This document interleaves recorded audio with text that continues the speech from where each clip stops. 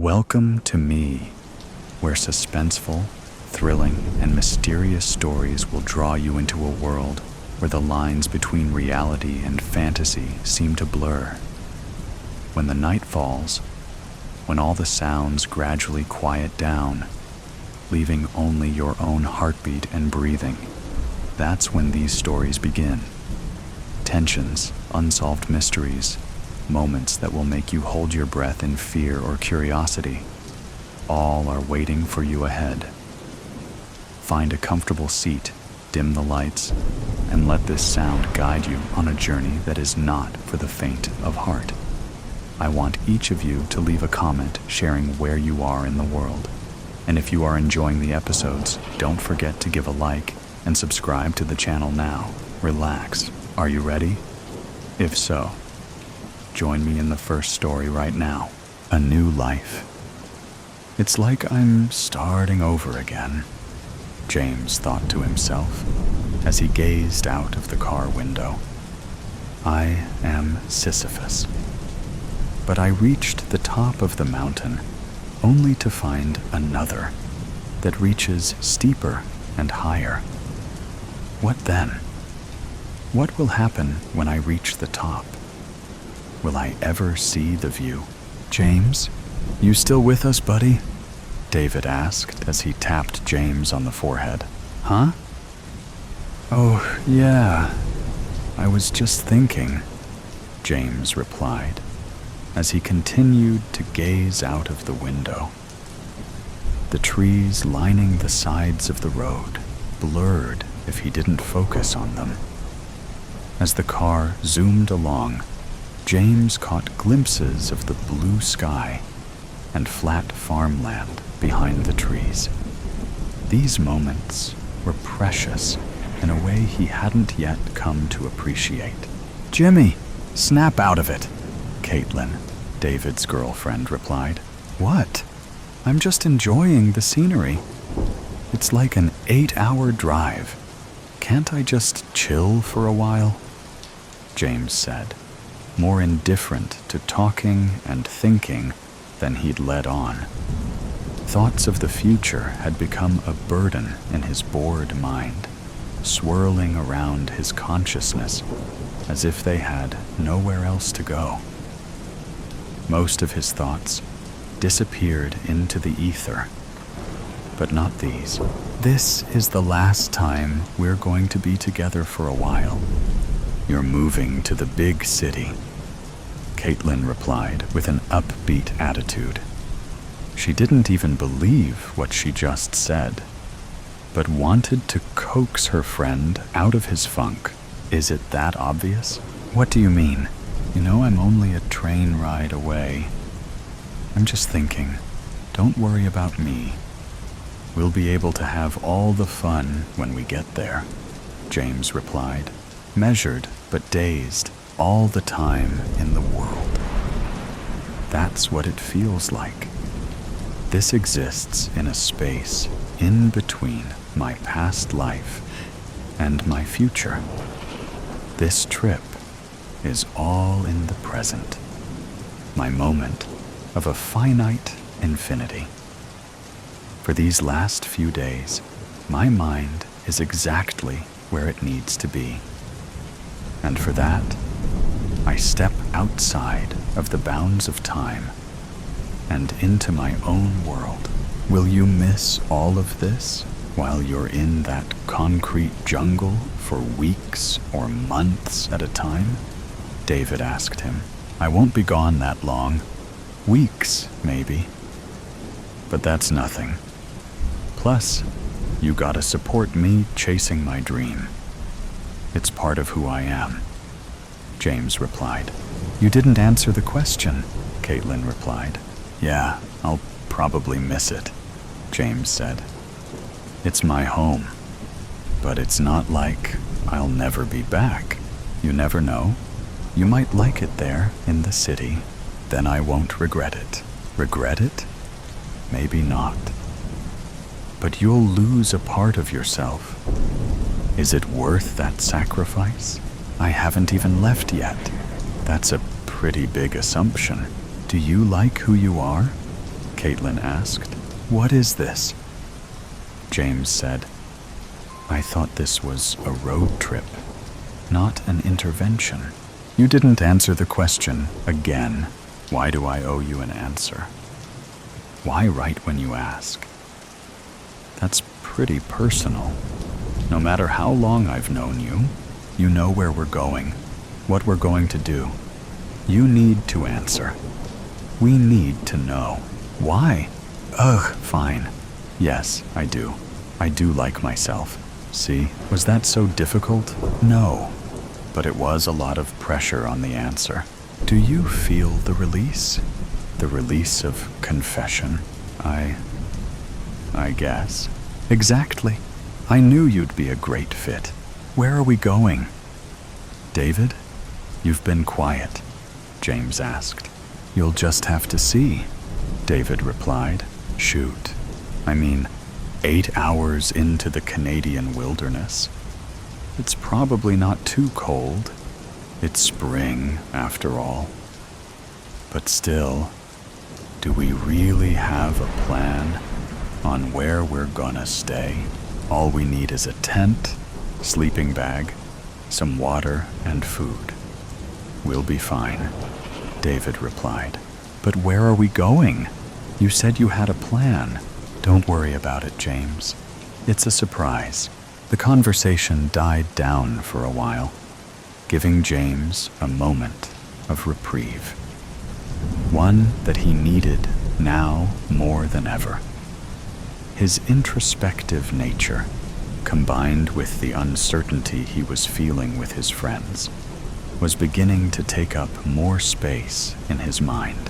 Maybe, I don't know, Dave and Kate as well as I thought. We've only been friends for a year or so, but I thought that was long enough. A vacation into the unknown, they said. A vacation into the unknown, I thought. What a wonderful way to separate my past and future. A moment outside of time. At least, metaphorically, a moment outside of time.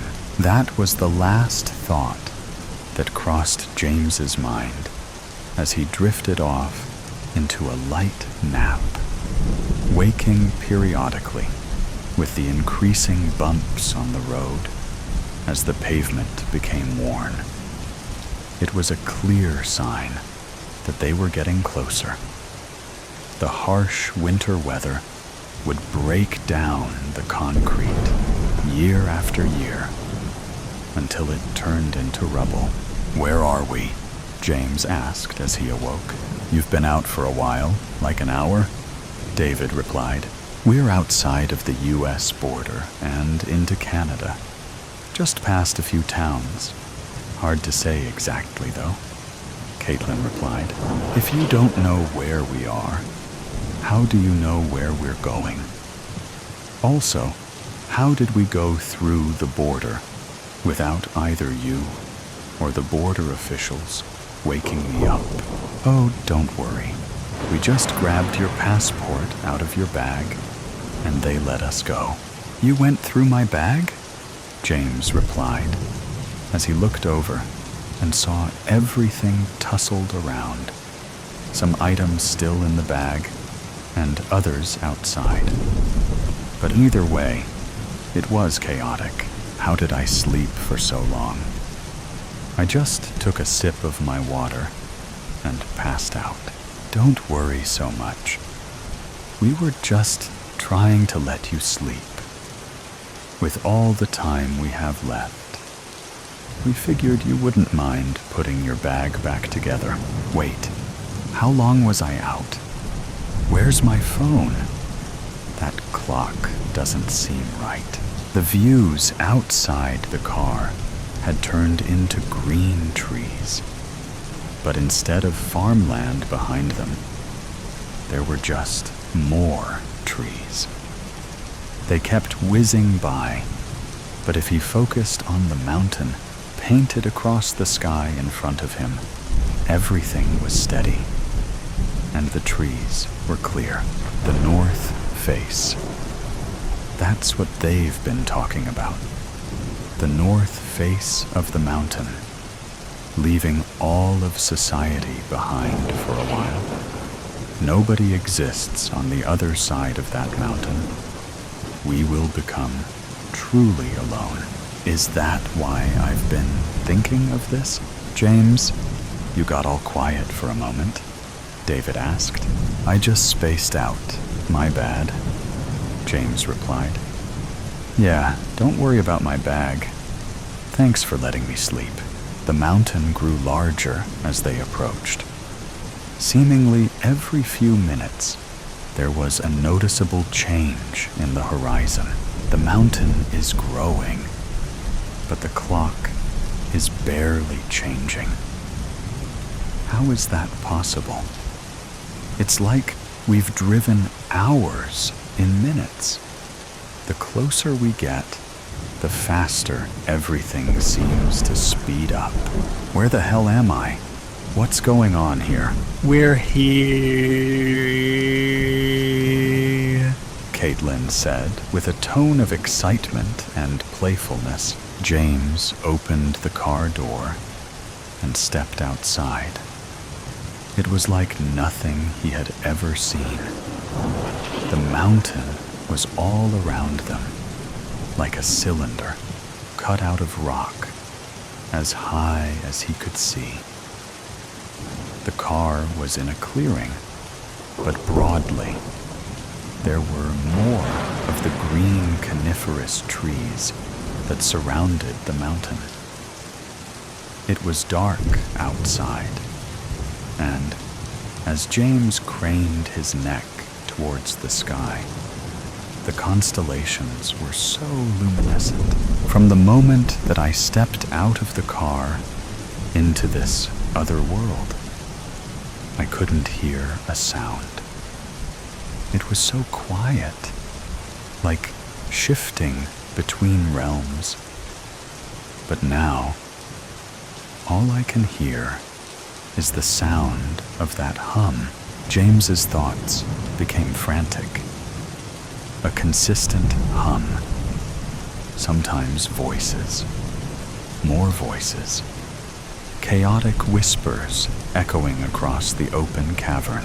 Where are David and Caitlin? The trunk is open. But they're gone?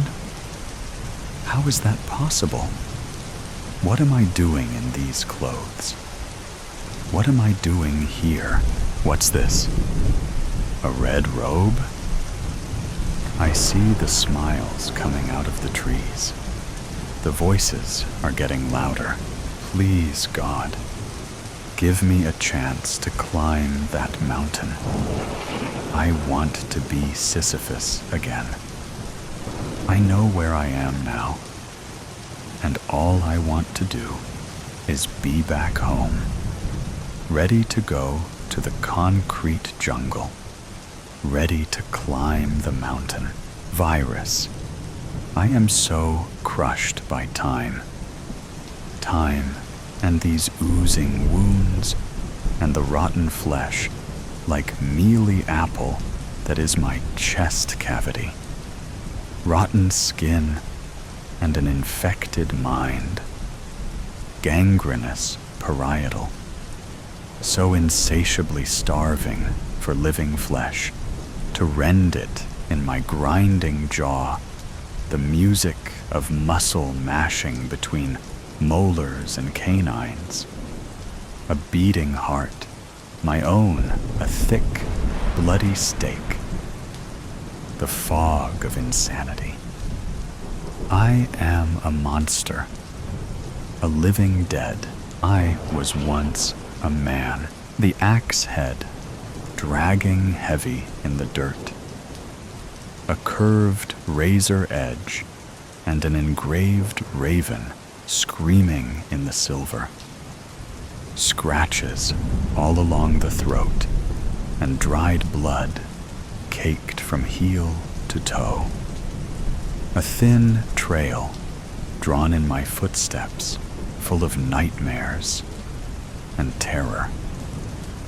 A horsefly crawls from a soggy hole in my cheek. Up ahead, in the cobalt blue between night and dawn, a cabin with windows boarded and the door barricaded. Faint whisper of light on the eastern rim, hope pretending to be where it's certainly not. Or is it truly there? Does hope still exist when your own has gone from the world? Footsteps forward. An animal slaughtered and torn to bits in the yard. A goat, most likely. Its rib cage shorn and sucked of the marrow. Bones and hooves make for lovely crowns. Some of the infected have shown an affinity for satanic macabre, my own skin crawling. The devil inside me too. Feed, devour carcasses, piled and burned and turned to ash. Skulls with strips of flesh melted to orbitals. An explosive exit wound from a lonely dome rolled to the bottom of the blackened heap. Shotgun sawed off. The stench is unmistakable, an overpowering, mutant reek blowing about in the wind. Someone has defended this place well. It's eerie and silent. No barn or garage.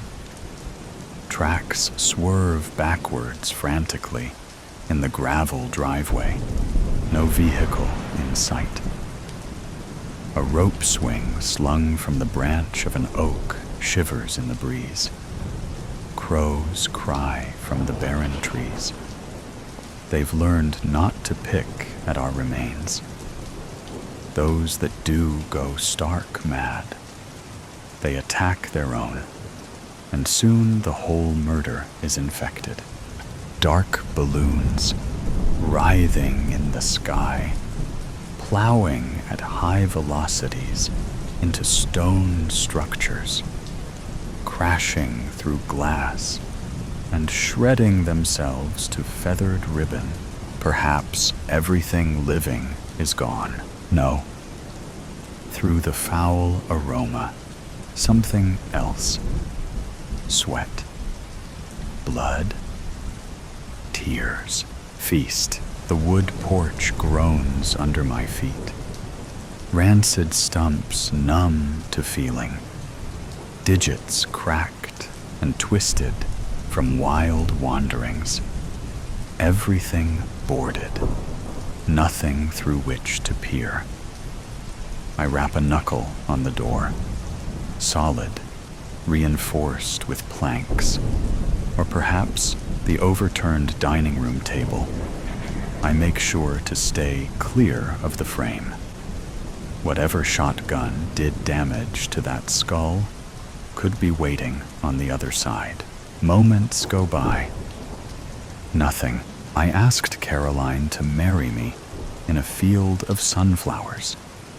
I planned to surprise her at the peak, but the sun pouring over the ridge painted everything a warm, liquid gold and filled me with a fearlessness I've not felt since.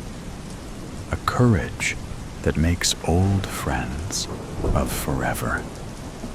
She paused, a petal between her fingertips, and when she turned around, I was on one knee with a little box and a ring. I didn't even get the words out. "Yes," she breathed, dropping to the ground with me, my palm circling the small of her back, her hand running laps through my hair. Brown eyes, like Kodiak fur. I press my ear to the door, raw appendage blistered by the cold, the upper portion torn away by raking fingernails. Inside, a sound wave, barely a ripple, and then a booming echo, the thundering of a grandfather clock from a time long past. What's the hour? 5 a.m.? 6? What do the hands of a clock mean when time itself has stopped? And who said it ever really began? All of us zombies back then, slaves to time, wishing we had more, doing nothing with it, the best intentions, and all of our might, and all we did was eat the world. Mind virus, mustard gas in my demented cerebral, entire battalions twisting in the mud, gasping and choking, clawing away at their necks. Quiet, solitude, a freezing morning, and a cabin in the woods. Flesh, feed, gorge. I descend back down the steps and head for the rear of the house. My eyes dart in their sockets, alert to danger.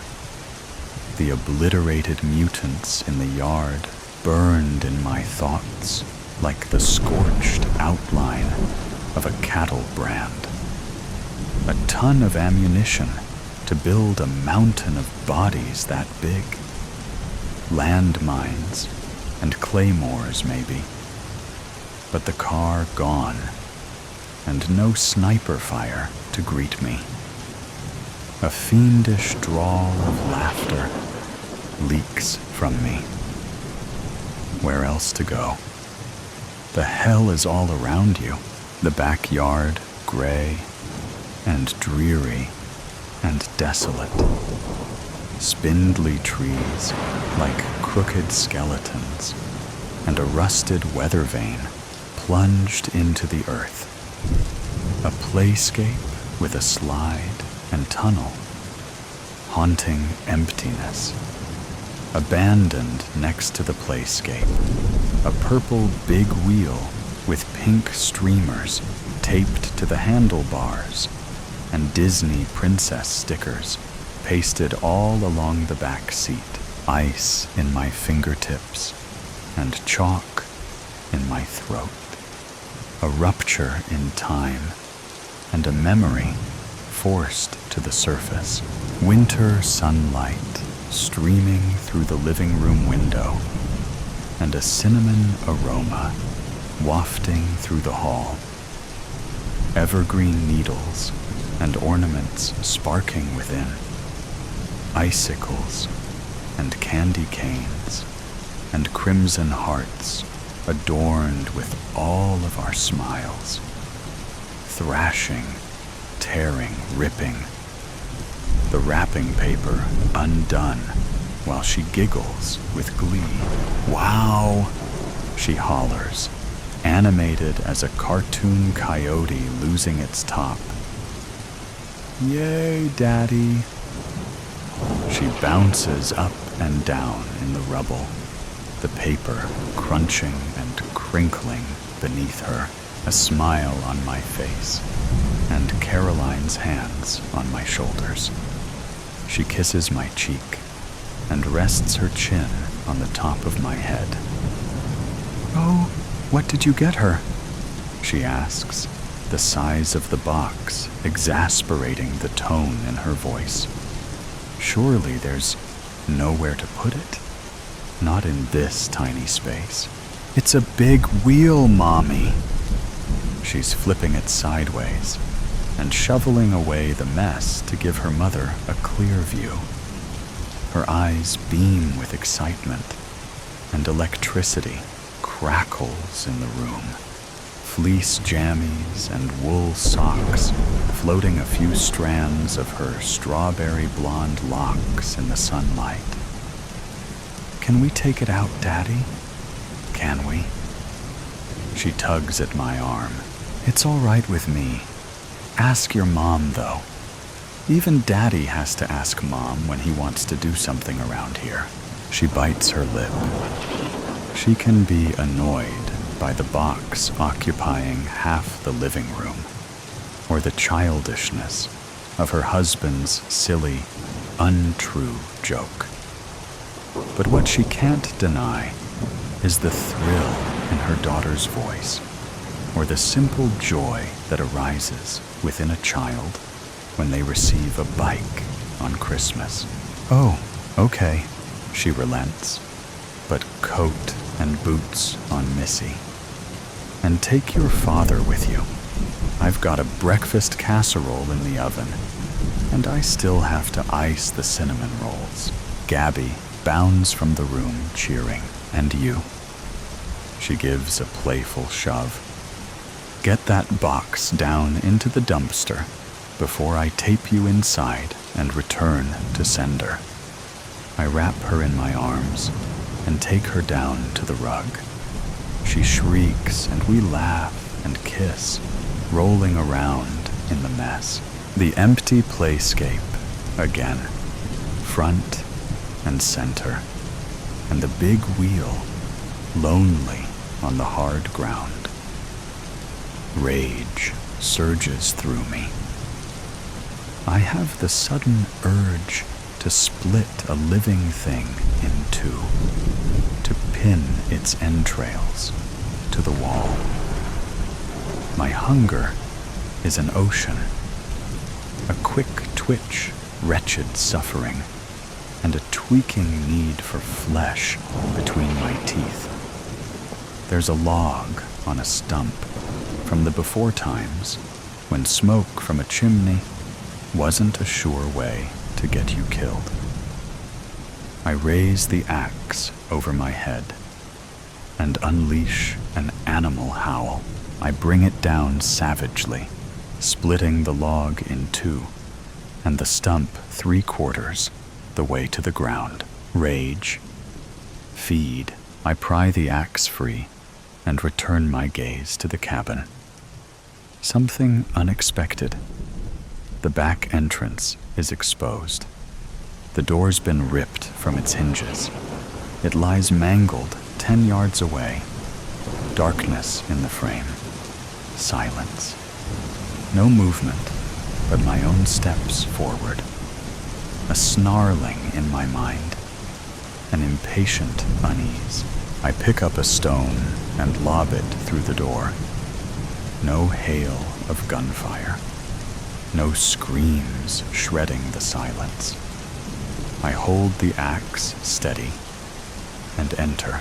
A trail of blood on the kitchen floor and a shattered coffee pot nearby. Jagged remains of dishes scattered everywhere. Bullets in the wall and casings at my feet. A confrontation. But where are the bodies? Or at least the remains? Somewhere near. The scent is stronger, and the sound audible through the door. It's clearer now. A radio. There's a radio playing. It's coming from the living room. More blood on the carpet. Not just droplets, but messy splatters with a darker hue. A more gaping wound. An open artery. A bigger chunk removed. A green light blinks in the bookcase. The radio mumbles away. My monologue's out of control. I found the hole where the happiness goes. Lump in my throat, and a throat in my tongue. I'm gonna scream at the top of my lungs. You get lost in the ocean. What do you do when you are so broken? The flood, the feeling comes over. How are you so loved and so lonesome? I press the power button, and the noise ceases. Starving. I'm so starving. And sun-stable calm has bloomed within me. A hurricane eye still and silent, outside of which the chaos of the universe churns. a chaos untamed by the God that created it. What God? So much hatred in my heart. If infinite wisdom allows for this, then I wish to remain a feral beast forever. Up the stairs I go. In the hallways is where I find them, and infected with its head blown off, gushers of blood pooled in a lake around its body. Rigor mortis set in long ago. The creature's bony fingers have curled and cemented, its spine stiff as a folding board, and the smell putrid even to me. Black flies feasting on the carcass. A rat scurries from the gaping hole in its neck. The man of the house sat up against the wall at the end of the hallway, a shotgun blast through his heart. I bare my teeth and lean in for a closer look. Yellow in his eyes, in his fingernails, claw marks on his neck, infected by the thing he slew. Took his own life to avoid the fate of us. He's a weak dead, at least. No use to me. I crave flesh that's alive. There's nothing alive here. I reach into his pocket and find an unused shell. I slot into the shotgun and tuck the weapon under my arm. I descend the stairs and head back outside. I make for the woods behind the cabin. Maybe I can kill a buck and drain its blood, enough to sustain me while I hunt. Icy dew on the hard ground. It cracks beneath my steps. I stop in my tracks, and a hellish grin spreads slowly on my cracked lips. What a gift of the virus. The nose of a bloodhound. The scent has returned. It possesses me, makes my blood boil. I follow it, saliva dripping from my chops. Thump, hollowness beneath me. I roll onto my toes and then back on my heels. A creaking and then a soft whimper. I can hear the blood rushing in their veins. My rain blows down upon the concealed cellar door. Screams that curdle the air and animal fear that only presents inches from death.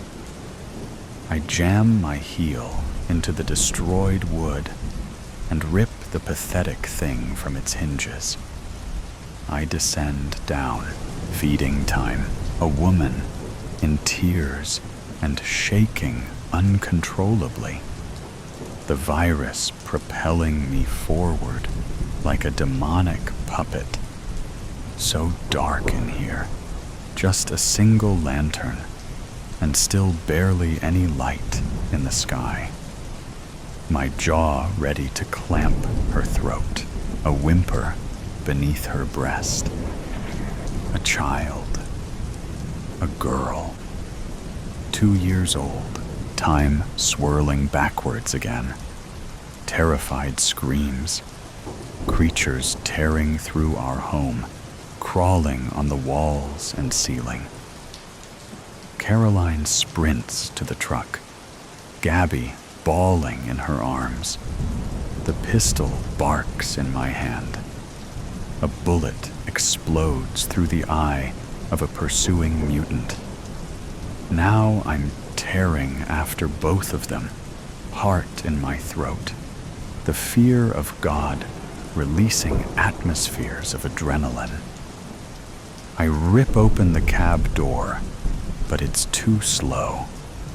The creature's claws are in my calf, and he's drawn blood. I waste him with the last bullet in the chamber and fall backwards, dragged to the pavement. I can feel it surging inside of me. Caroline screaming, my face in her cupped hands, hot tears streaming down, foam in my mouth and violent convulsions. My windpipe is constricting. Go. I breathe. Caroline. Go. No, she cries. No, I won't leave you. Jagged needles of pain shooting up and down my limbs. Feverish sweat pouring from my glands. Go, or I'll kill you. She clutches harder. No, I won't. Yellow sun bursting in my corneas. Boiling rage and insanity beginning to blink its horrible visions. I take a final look at my baby girl. Then my last words before losing control. Go, or I'll kill her. The Jeep roars from the driveway, gravel dust clouds, and descends upon me. Wailing with her hands, pounding the glass, is Gabby. In her grip, her little Jonathan husky doll, time present again. In the dark cellar, a mother and her daughter, and in the terrified girl's hands a stuffed beagle. Her own Jonathan. I jolt backwards, the cords in my neck straining under great pressure. Oxygen has evacuated my lungs. Kill, feed, musty in the cellar.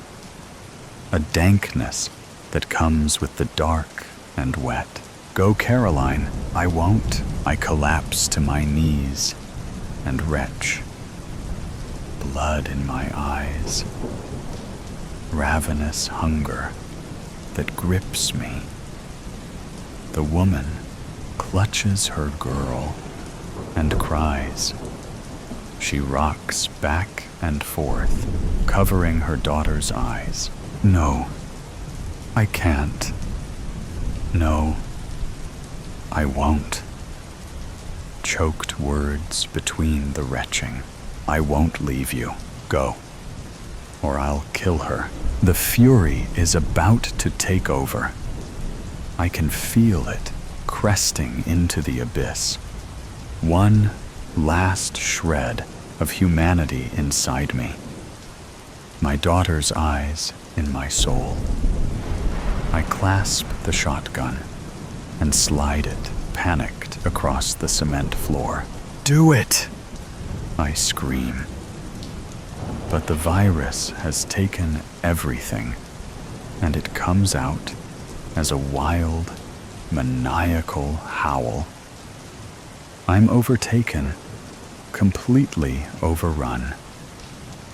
There is no more of me left. She lunges for the shotgun. I lunge to feast. A blast shatters the morning. There is no more of me left. A tear for Mr. Pestbody. Evelyn was a woman in her mid-30s who seemed to have it all. A successful career and a beautiful home.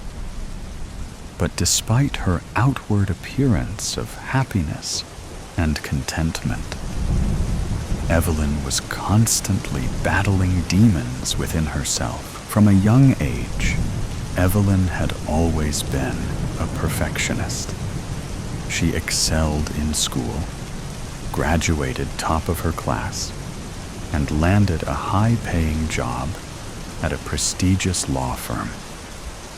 But as the years went by, the pressure to maintain her flawless image became overwhelming. She was constantly striving for perfection in every aspect of her life, fearing that any sign of weakness or failure would shatter the facade she had built.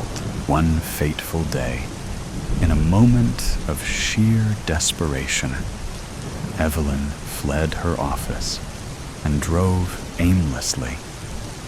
The long highway stretched out before her. Evelyn's journey was not without its challenges. The rhythmic hum of the engine and the gentle whir of the tires on the asphalt were the only sounds that accompanied her. She found herself contemplating the choices that had led her to this point. As she drove down the long highway, occasionally she would drift over her lane, and she would hear the honking of a car horn. She would be lost in thought and not paying attention to the road, which is something she never done before. Evelyn was a very good driver. She did not know what was going on. I need to stop this and get my mine back on the road before I kill myself of someone else. Her headlights illuminated the highway, casting long shadows across the landscape. She had been driving all day and well into the night. Her eyes were heavy and burning from the headlights blaring in her eyes. She gripped the steering wheel, her knuckles turning white as she navigated the road ahead. The miles seemed to stretch on endlessly, the road disappearing into the darkness ahead. But she wasn't afraid. She knew she needed to stop soon. The sign up ahead read, "Exit 1 mile." As she exited the highway, she felt a sense of dread. It was not a well-lit road. C let out a sigh of relief as she seen a Waffle House sign lit up. But to get to the Waffle House parking lot, she had to go through an old, abandoned gas station. As she cut through the station, she could see a shadowing figure standing on the corner of the abandoned station. She couldn't take her eyes off the figure. It was as if he was staring right through her. As she pulled into the Waffle House parking lot, she bumped into the curb, which broke her fixation of the figure at the gas station. She exited the car and went inside. It was a drab-looking place. As she looked around, the waitress said she could sit anywhere. Evelyn took a seat near the waitress station. She felt safer there. For some reason, couldn't shake the feeling of impending doom. Evelyn tried to rationalize her fears, telling herself that it was just irrational paranoia or stress getting the best of her. But deep down, she couldn't shake the feeling that something terrible was about to happen. Evelyn said she would like a cup of coffee. As the waitress was pouring her coffee, curiosity got the best of her, and she couldn't resist asking the waitress about the man. "Who is that man standing over there?" Evelyn inquired, nodding towards the figure outside. The waitress paused for a moment, glancing out the window before turning back to Evelyn with a puzzled expression. "I don't see anyone, dear. Are you sure you're not mistaken?" she replied, furrowing her brow in confusion. Evelyn sat there quietly, drinking her coffee. Evelyn must have fallen asleep. She felt a gentle shaken on her shoulder. She smiled at the waitress, then got up, paid for her coffee, then went to the restroom. She splashed cold water on her face. As she was leaving, Evelyn thanked the waitress and headed to her car, dreading the drive ahead. She was tired. The tiredness in her bones weighed her down, making the thought of sitting behind the wheel seem like a daunting task. As she was getting in the car, Evelyn looked over at the station. She could see the man starting her way. Panic took over, and she hit the gas, sending gravel spraying, ricocheting off the underneath of her car. She flew through the parking lot. The adrenaline pumped through her veins. The stop sign loomed ahead, but she had no intention of slowing down. With a defiant attitude, she pressed down on the gas pedal even harder, the tires squealing in protest as she hit the pavement. As she got onto the interstate, with fear in her eyes, Evelyn keeps looking in her rearview mirror as if the shadowing figure was about to bite her on the behind. Evelyn hadn't noticed that she was going well over 80, her eyes fixated on the rear view. But when she finally got the strength to take her eyes off the rear view, to look at the road ahead, there in front of her was a semi stalled in her lane. With no time to react, Evelyn let out a horrifying, blood-curdling scream. Evelyn's eyes opened, and she jotted up, unaware of where she was. The room was spinning around, and her head hurt. Her boss, Mr. Peabody, was knelling next to her. No, don't move. He was telling her to take it easy, that she had a bad fall and hit her head, and the ambulance was on the way. All of a sudden, Evelyn grabbed his coat with both hands and blurted out, it was all a dream. Then her eyes slowly closed and her grip loosened. She became limp. Mr. Peabody carefully lowered her down. The ambulance hadn't made it in time. She was gone. With tears streaming down his face, he bent down and gave her a kiss on her forehead. Then he pulled the blanket up over her head. As he sat there with his heart breaking, regretting that he never told her that he loved her, escaping nothing. I felt the light before my eyes actually saw it, warm and soft, almost tangible, like a blanket draped across my skin. How long had I been lying there? I tried pushing myself up from the ground, but nothing seemed to want to work properly. It was as though I'd never attempted to move before.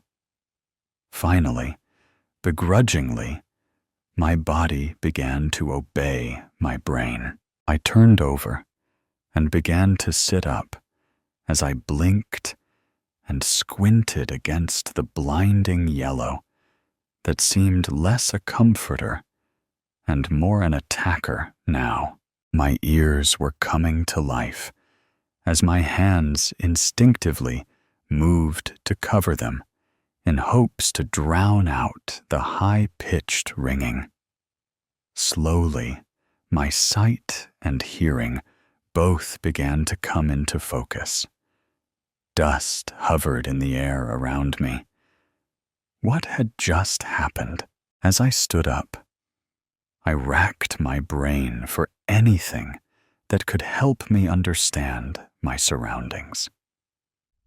My legs were as untrustworthy as my memory, however, so I quickly sat back down on the dark green grass. Okay, let's try this again, I encouraged my limbs. I took my time getting on my feet, watching my legs carefully as they strained. I had no coverings on my feet. I had no coverings on the rest of my body either, it seemed. Scanning the horizon, there seemed to be no one around to notice my nakedness. Nothing I could see indicated that there were any others at all, actually. I began walking towards the hill that lay in front of me. It was steep, but not so steep that my aching, wobbly legs couldn't manage to navigate it with a little help from my hands. When I reached the peak, I could see for what seemed like miles in every direction. "Hello?" I called to my left. "Hello?" I called again. "Is anybody there?" Where was everyone else? I began to walk down the hill, continuing in the same direction. Hundreds of large, sharp rocks jutted from the ground, as though driven up by some unnatural force. I had to dodge cracks in the ground that wound incoherently about the land. Oddly enough, they seemed to be slowly closing rather than expanding. "Hello?" I called again. "Is anybody there?" I yelled. Everything around me was unfamiliar. Why couldn't I remember what happened? Was there anyone else? Or was I the only one who... No, I couldn't think like that. There must be others. I am in the middle of nowhere. There is no indication of civilization around me at all. So why should there be others here? There must be others. It wasn't a question of if, but of where. "Hello!" I screamed nevertheless. I couldn't convince my mind that I would be out here all alone. The only response was the sound of a soft breeze rustling trees in the distance. The sky around me was dark as my concern grew. I suddenly felt very exposed. The only safe place seemed to be the grove of trees that the breeze had discovered, so I started walking that way. Quicker, more quickly. Finally, I was running. Fear began to overtake me and drive me. At last, I stepped into the darkness of the woods and worked to catch my breath before examining my new surroundings. My eyes adjusted to the dim light quickly. Hundreds of trees surrounded me, but in the trees, I could see creatures moving about, jumping from limb to limb, flapping their wings for balance. Birds. Birds are here. That's a really good sign. What else? I walked forward, moving leaves and branches away from my face, pushing deeper into the woods. A low rumble that stopped me in my tracks began to emerge from the shadows. I could feel my heart rate quicken as a large animal stepped into what little light could penetrate the canopy. Its yellow eyes captured that light and threw it back at me as it bent its long, sharp fangs. I couldn't move, but I wasn't sure I wanted to either. The large cat walked towards me as it snarled softly. It sniffed my bare skin before letting out a chilling roar. My eyes closed tightly, but no other aspect of my body was capable of responding. "Ah, he's over here," I heard someone speak. "Seems the tiger found him," the voice chuckled. The words seemed to come from every direction all at once. The tiger backed away and trotted back into the shadows. I followed her lead. While my mind told me I should have been relieved to hear the sound of another, something in me was trembling and fearful. I crouched down behind a tree, hoping the shroud of bushes would shield me until I could learn more. "You hide from me?" The voice was louder and echoed in my brain. I searched the woods frantically, but saw no one. Then I heard rustling in the trees and the sound of footsteps on the ground. "Run!" I obeyed my instincts and forced my body to move, retracing the path I'd used to come into the woods. Getting out, getting to the light, was my only goal. "Now you run?"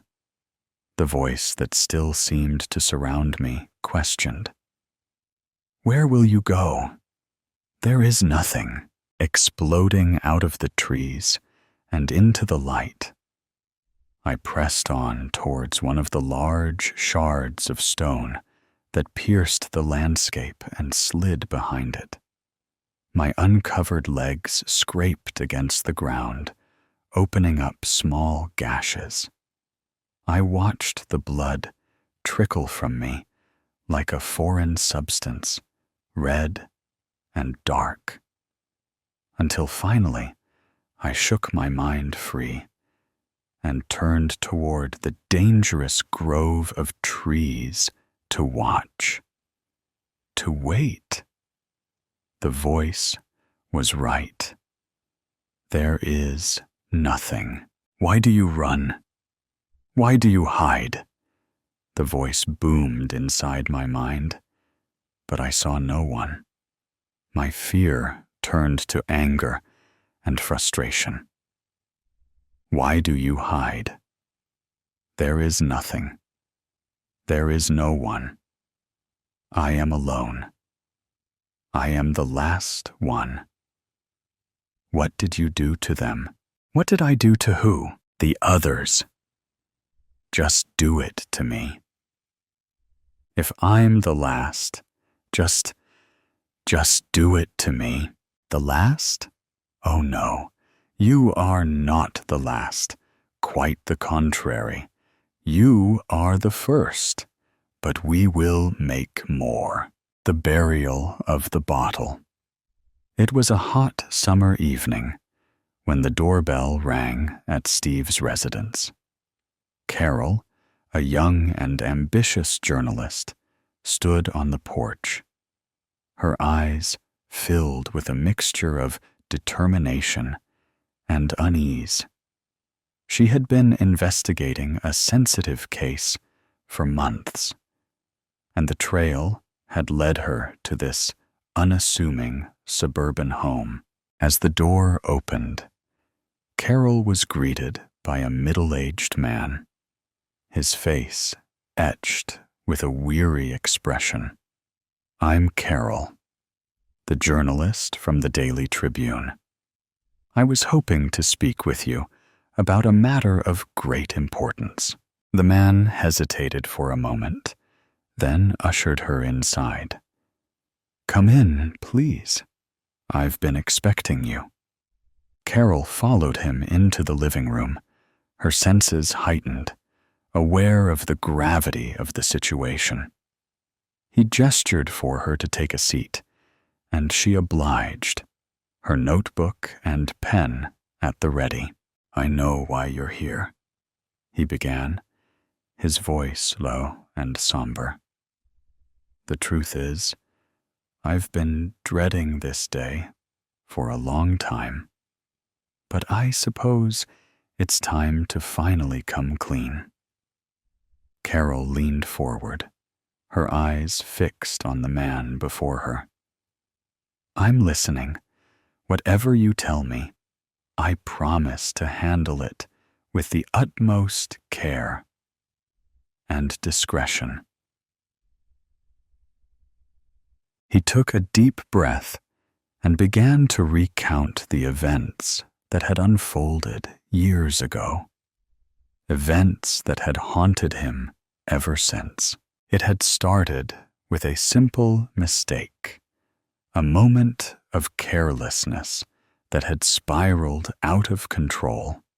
Steve, a respected accountant in the community, had been tasked with overseeing a large financial transaction for a client. In a moment of weakness, he had succumbed to temptation and diverted a portion of the funds into his own personal account. At first, he had justified it to himself, telling himself that it was a temporary loan, that he would pay it back before anyone noticed. But as time passed, the guilt and fear began to consume him. He knew that if the truth were to come to light, it would not only ruin his career, but also shatter the trust of his family and the community he had worked so hard to build. As the months turned into years, Mr. Steve lived in a constant state of anxiety, always looking over his shoulder, terrified that the truth would eventually come to light. He became withdrawn, his once vibrant personality replaced by a haunted, guarded demeanor. "I thought I could get away with it," he confessed, his voice trembling. "I thought I could make it right. But the more I tried to cover it up, the deeper I sank.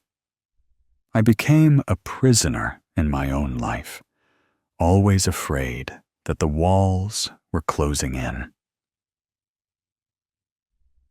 Carol listened intently, her heart heavy with the weight of the man's confession. She could see the toll it had taken on him, the years of guilt and fear etched into his features. "What happened next?" she asked gently, her pen poised to capture every detail. Mr. Steve's gaze drifted to the window, as if he were reliving the events in his mind. "It all came crashing down one day when my client discovered the discrepancy in the accounts. He threatened to go to the authorities, and I knew I had to act fast."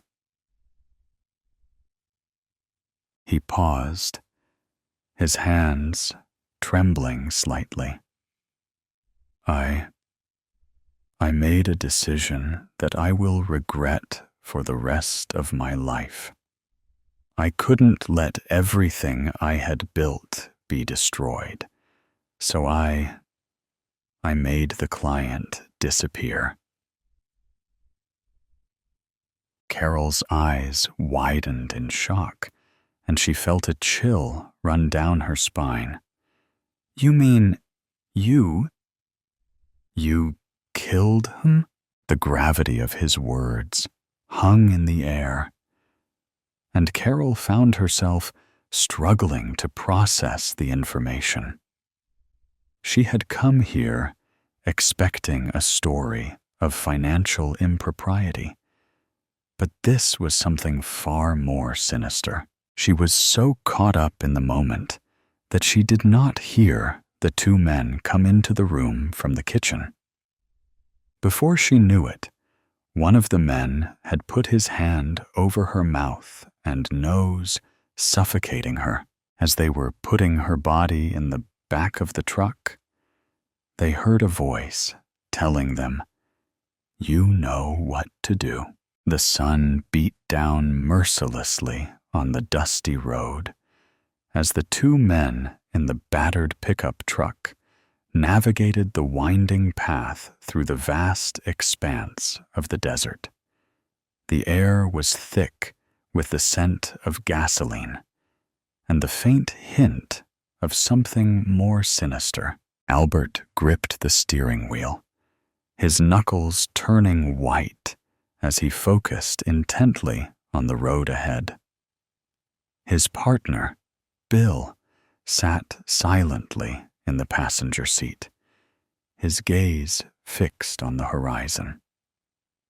Neither of them spoke, the only sound filling the cab being the rumble of the engine and the occasional crunch of gravel beneath the tires. As they drove, the landscape around them transformed from the sparse, scrubby vegetation of the desert's edge to the vast, undulating dunes that stretched out as far as the eye could see. The heat was oppressive, and sweat beaded on their brows, but they pressed on, their destination etched in their minds. Albert's thoughts drifted to the events that had led them to this moment. It had been a job like any other, a simple task that they had carried out countless times before. But this time, something felt different. Perhaps because they had never killed a woman before. Now, they were tasked with the grim duty of disposing of the body, a task that weighed heavily on their minds. They had chosen this remote location, far from prying eyes, to carry out their macabre task. The desert, with its endless expanse and unforgiving terrain, was the perfect place to bury their secret. As the truck rumbled on, Albert's gaze drifted to the rearview mirror, his eyes scanning the horizon for any sign of pursuit. But the road behind them was empty, save for the occasional tumbleweed that danced across the asphalt. The minutes ticked by, and the sun began to dip lower in the sky, casting long shadows across the dunes. Finally, Albert spotted a small, weathered sign in the distance, indicating their turnoff. He slowed the truck, steering it off the main road and onto a narrow, winding path that led deeper into the desert. The going was rough, the truck bouncing and lurching over the uneven terrain. But Albert navigated it with the skill of a seasoned driver, his eyes fixed on the task at hand. Bill remained silent, his hands gripping the door handle as they navigated the treacherous path. After what felt like an eternity, the truck finally came to a stop in a small, secluded valley. The men stepped out, their muscles aching from the long drive. They surveyed the area, their eyes scanning for any signs of life or prying eyes. Satisfied that they were alone, they set to work. Grabbing a shovel from the back of the truck, they began to dig, their movements methodical and efficient. The sand was hot beneath their feet, and sweat poured down their faces as they worked in silence. The sound of the metal blade cutting through the hard-packed earth echoed through the valley.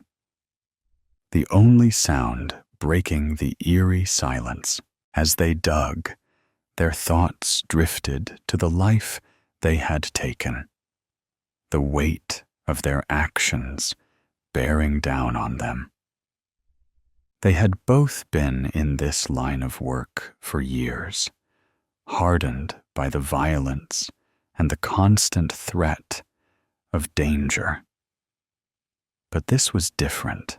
The hole grew deeper, the pile of displaced soil growing ever higher. Finally, after what felt like an eternity, they reached the desired depth. They both hesitated for a moment, staring down into the darkness. But then, without a word, carefully, they lowered the body into the grave, their movements slow and deliberate. Once the body was in place, they began to fill the hole, their shovels biting into the earth with each thrust. The task was arduous, the hot sun beating down on them as they worked. But they pressed on, driven by the need to erase any trace of their crime. As the last of the soil was packed down, they stepped back, surveying their handiwork. The grave was indistinguishable from the surrounding landscape. The only sign of their presence, the faint tracks left by the truck. Satisfied that their task was complete, they turned their attention to the final step, the burial of the bottle. This was a ritual they had performed countless times before, a way to mark the end of a job and to ensure that their secret remained hidden. Carefully, they dug a small hole at the base of the grave, just large enough to accommodate the bottle. They placed it inside, the glass glinting in the fading light, and then covered it over, ensuring that no trace of their presence. Finding Lucas. "He's in there. I know he is," said Mark to no one, kneeling behind a tree and staring through binoculars. He started to count. 3, 4, 5. I can take 5. This was only the people he could see, and he couldn't be sure that there weren't more. He'd have to wait another hour, then go in under the guise of darkness, or risk being caught. An hour was a long time to wait, when all you want is to be reunited. But if he wasn't smart about this, he'd die before he could ever help Lucas. 3 days earlier, Mark and his 6-year-old son, Lucas, were eating cans of beans by a fire in the desolate woods. They assumed they were all alone. And why wouldn't they? When you're living through a zombie apocalypse, you're almost always alone. Mark had been recounting tales about the boy's mother from before he was born. This only saddened Lucas, since he never got to meet her. She died giving birth to him, back when modern medicine wasn't hard to come by, and before the day of darkness, the name the survivors dubbed for the start of the apocalypse. Survivors was a funny word to both of them, since they hadn't seen a single other human in the past 6 months. The last human they saw met his end at the hands of Mark and his trustee, 8-inch blade he kept strapped to his ankle. The red-headed drunk had stumbled upon the two of them while they were pillaging an already slim, rationed convenience store. Seemingly friendly at first, he approached them with a good-natured spirit. It turned dark very quickly when he elbowed Mark in the face, picked up Lucas, and made a run for it. Carrying a 6-year-old boy slowed you down mightily, and Mark caught up to him rather quickly. In the old days, Mark would have just tackled him to the ground and called the authorities. But that was the old days. Now, the only justice was the one you served up yourself. Mark stuck his blade directly between the drunk's shoulder blades, and he went down hard, splitting his head open against the pavement, choking on his own blood in the process. He had fallen on top of Lucas, but luckily the boy had not sustained any injuries. No physical ones, that is. The trauma, on the other hand. Back in the old world, children were just that, someone's product of love. In the new world, after the day of darkness, children became a commodity. This was because the disease that had infected humans and made them turn into the creatures we so eloquently refer to as zombies affected 99.99% of children. Studies showed, this was when there were still studies to be had, that it only affected about 96% of citizens above the age of 15. This made children a delicacy, a chance to repopulate the world one human at a time. A modern-day Adam or Eve. 4% of the world's population went unaffected, except for the after effects. After the day of darkness, everyone resorted to killing each other to preserve any food or shelter that still remained. For all Mark knew, he and Lucas were the only two people remaining on Earth. That's what he thought. Until 3 nights ago. "Are we going to see Mommy in heaven when we get there?" Lucas asked innocently. "Yeah, buddy," Mark said glumly. "We sure are. She's waiting for us. I wish she didn't have to be there. I wish she was here with us right now." "Me too, pal. Me too." They sat in silence, listening only to the crickets singing their nightly ballad and the sound of the spoons scraping against the bottom of the cans of beans. But then, crack! A twig snapped. Mark's ears perked up, but then the silence continued. He glanced around, and all he could see was darkness.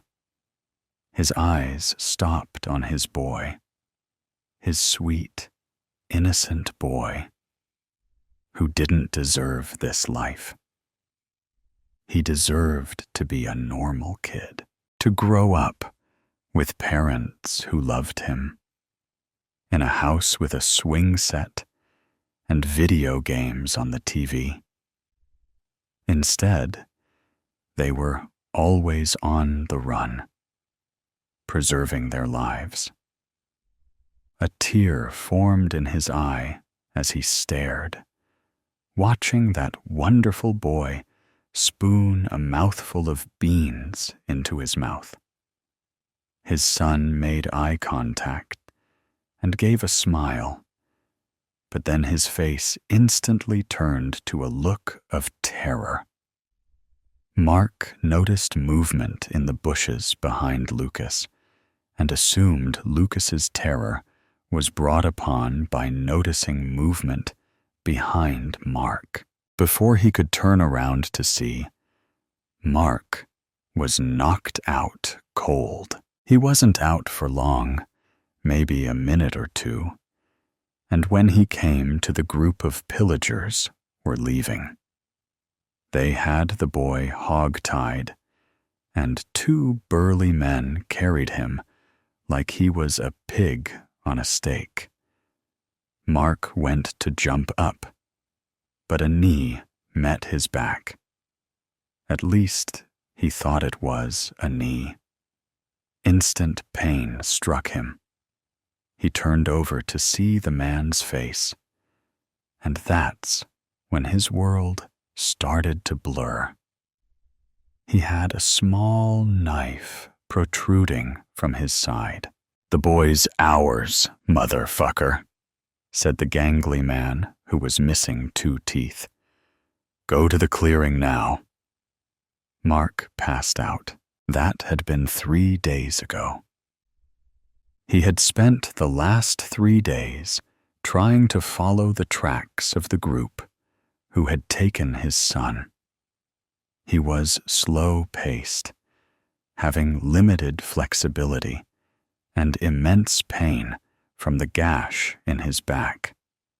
The knife missed any major arteries or nerves, and mostly just caught the fat muscles. Still, the pain was excruciating.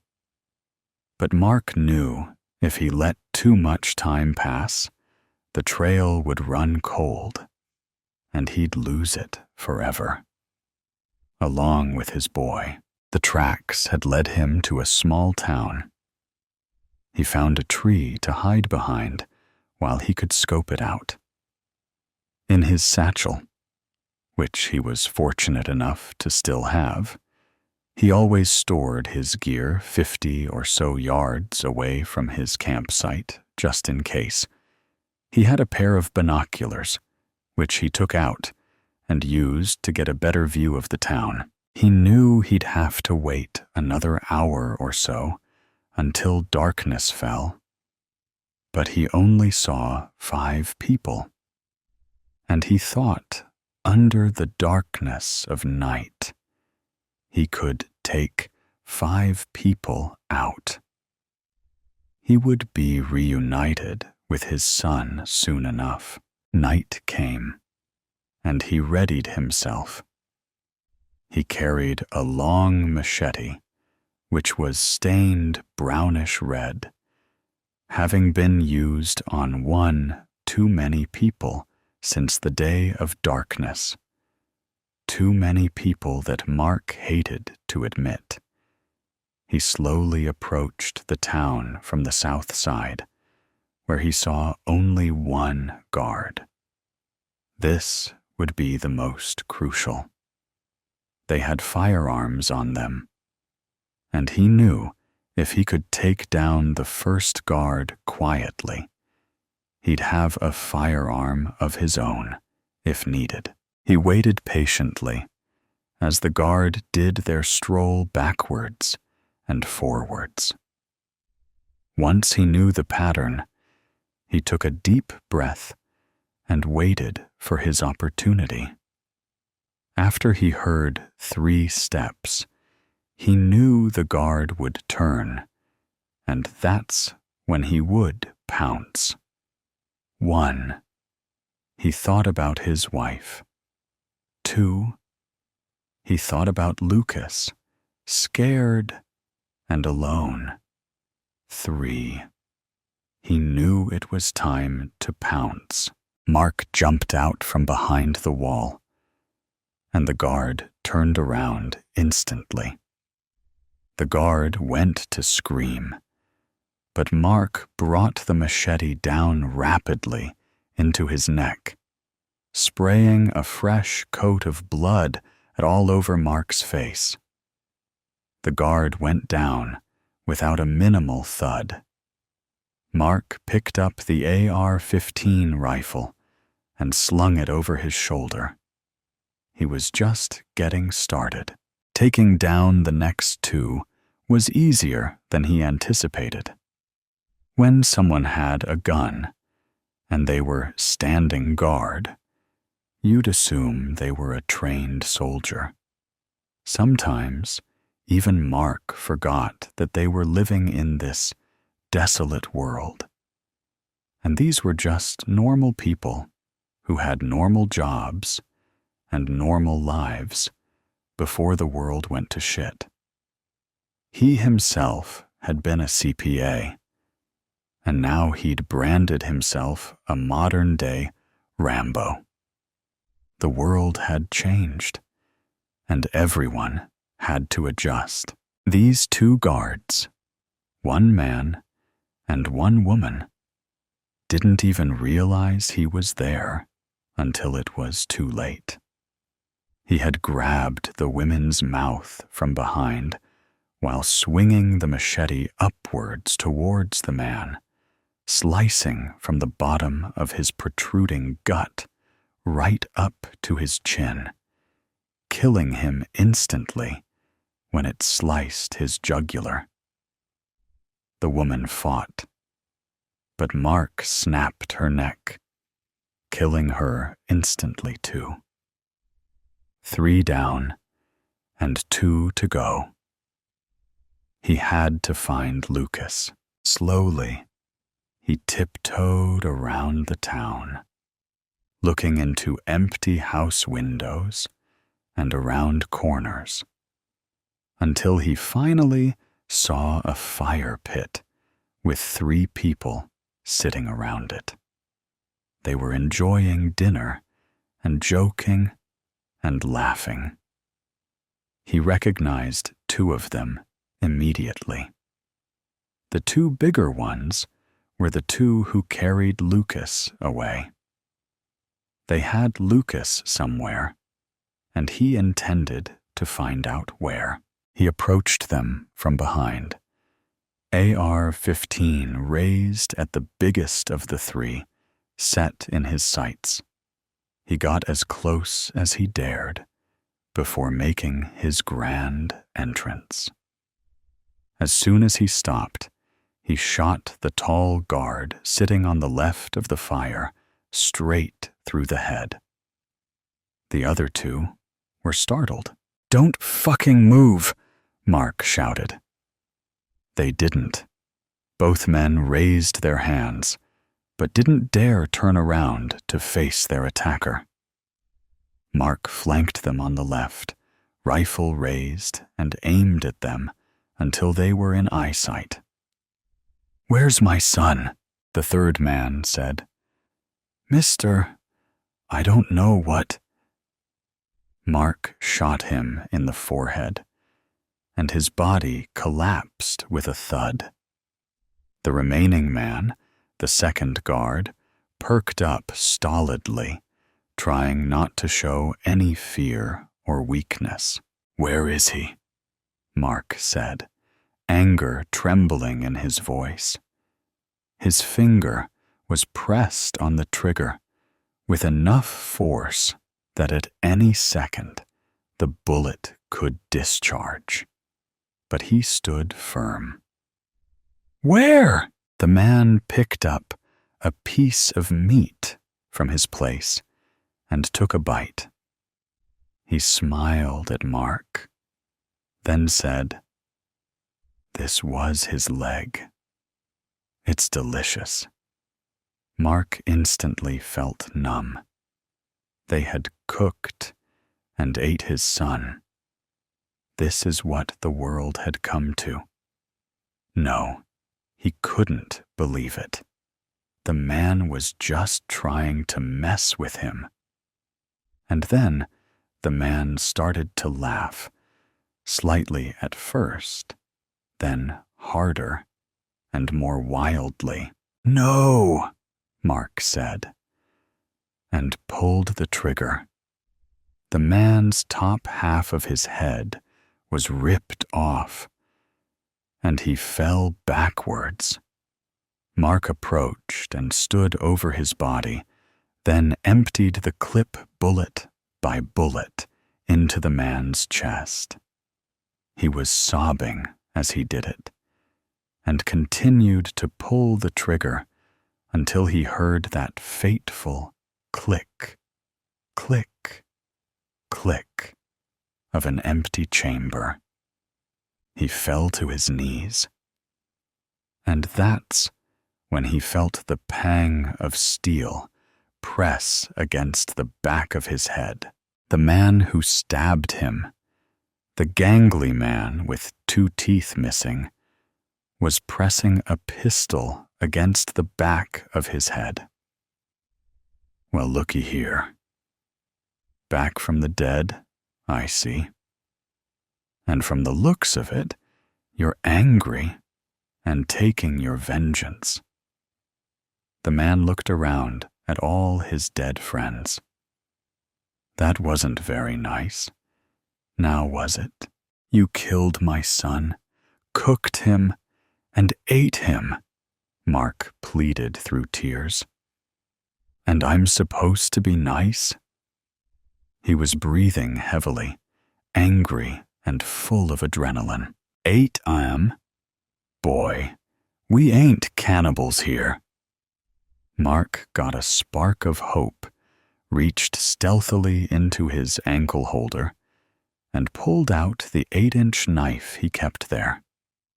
When he could tell the man was distracted, looking at his dead friends, Mark dove right, swinging his left arm up to hit the man's arm and knock the gun away.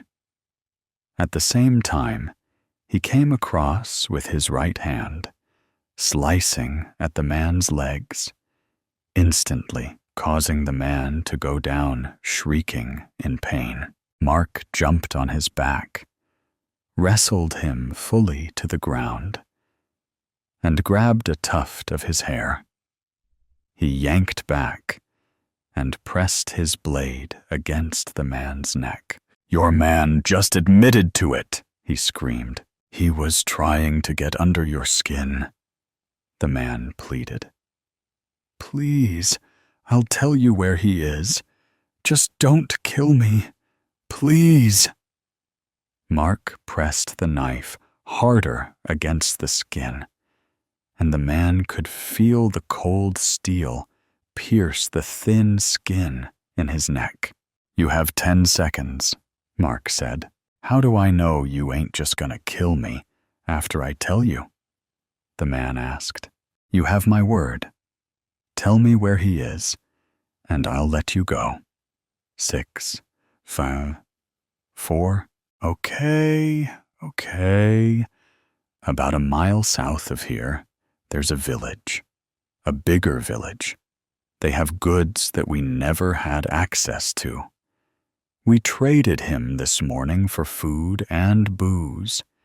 It includes that whole pig you saw my man eating over there." "How do I know you're telling the truth?" Mark asked, pressing the blade slightly harder. "My pocket," the man choked. "There's a written bill of sale in my pocket." Mark loosened his grip, and the man let in a deep gasp of air. "It includes 2 more restocks of supplies over the next 3 months. Your boy was worth a hell of a lot to a village looking to build the world over again." He heaved, trying to catch his breath, and coughed. Mark reached into the man's pocket and grabbed the paper. He was telling the truth. "How many people in the village?" Mark asked. "I don't know. 20, 25 maybe." Mark had what he needed. "Take the paper and use it to barter for your—" Mark slit the man's throat before he could finish. Blood oozed from his throat at a rate Mark had never seen. The man went limp, and Mark stood up. He spit on the man's back. "Go to the clearing," he said, then kicked the man's lifeless body. Lucas was alive, still lost but alive as far as he knew. He was in a village a mile away, with 25 people guarding it. He'd need weapons. He'd need rest. He'd need courage. Mark gathered up all the weapons and ammo he could find in the town and brought them into one house. He cleaned everything, loaded everything, and made his plan. He'd sleep, heal, and rest. Then tomorrow, he'd get his son. One way or another, he'd get his son. A blinding light at the end of my nightmare. "Eddie, it's bedtime," Mama would shout at me, shaking me out of my intense focus as I stared at the television set. She would add, "I don't know why I let you watch those shows. You only end up peeing in your bed because of your nightmares." Feeling embarrassed in front of my older sister, I would respond in self-defense. "You would get the heebie-jeebies from Alfred Hitchcock, too. Mama, he is the master and hero of all that is dark and sinister." She would not have any of it from a 10-year-old. "Eddie, enough of your mouth. Get to bed." And that was the end of our discussion until tomorrow night. Reluctantly, I trudged upstairs to my bedroom. I had my normal ritual for going to bed. No, it was not brushing my teeth or washing my face. I would search every corner of my room, looking for suspicious evidence that creatures were patiently hiding for their next meal. Me. Once I canvassed every nook and cranny, I would slither under my covers, imagining that it represented a force field from all supernatural beings and beasts. Feeling some assurance that I was safe, I would drift off to a light sleep. A scraping branch against the house, a creaking pipe, a howling wind, or murmuring voices would be enough to rustle me out of my delicate slumber. I would wake with a start and repeat my ritual. Then, for the rest of the night, fall in and out of sleep.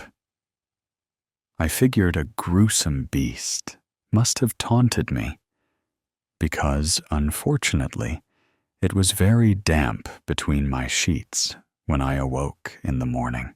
Like any other morning, my sister would offer up her compliments. "You look like hell. Eddie, did you wake up in the jaws of a monster this morning? Did you have to swim out of your bed?"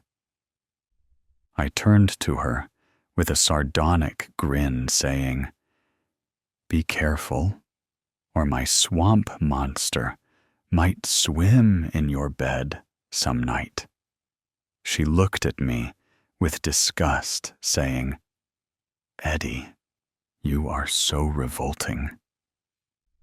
My breakfast then proceeded without interruption. However, this morning would be different.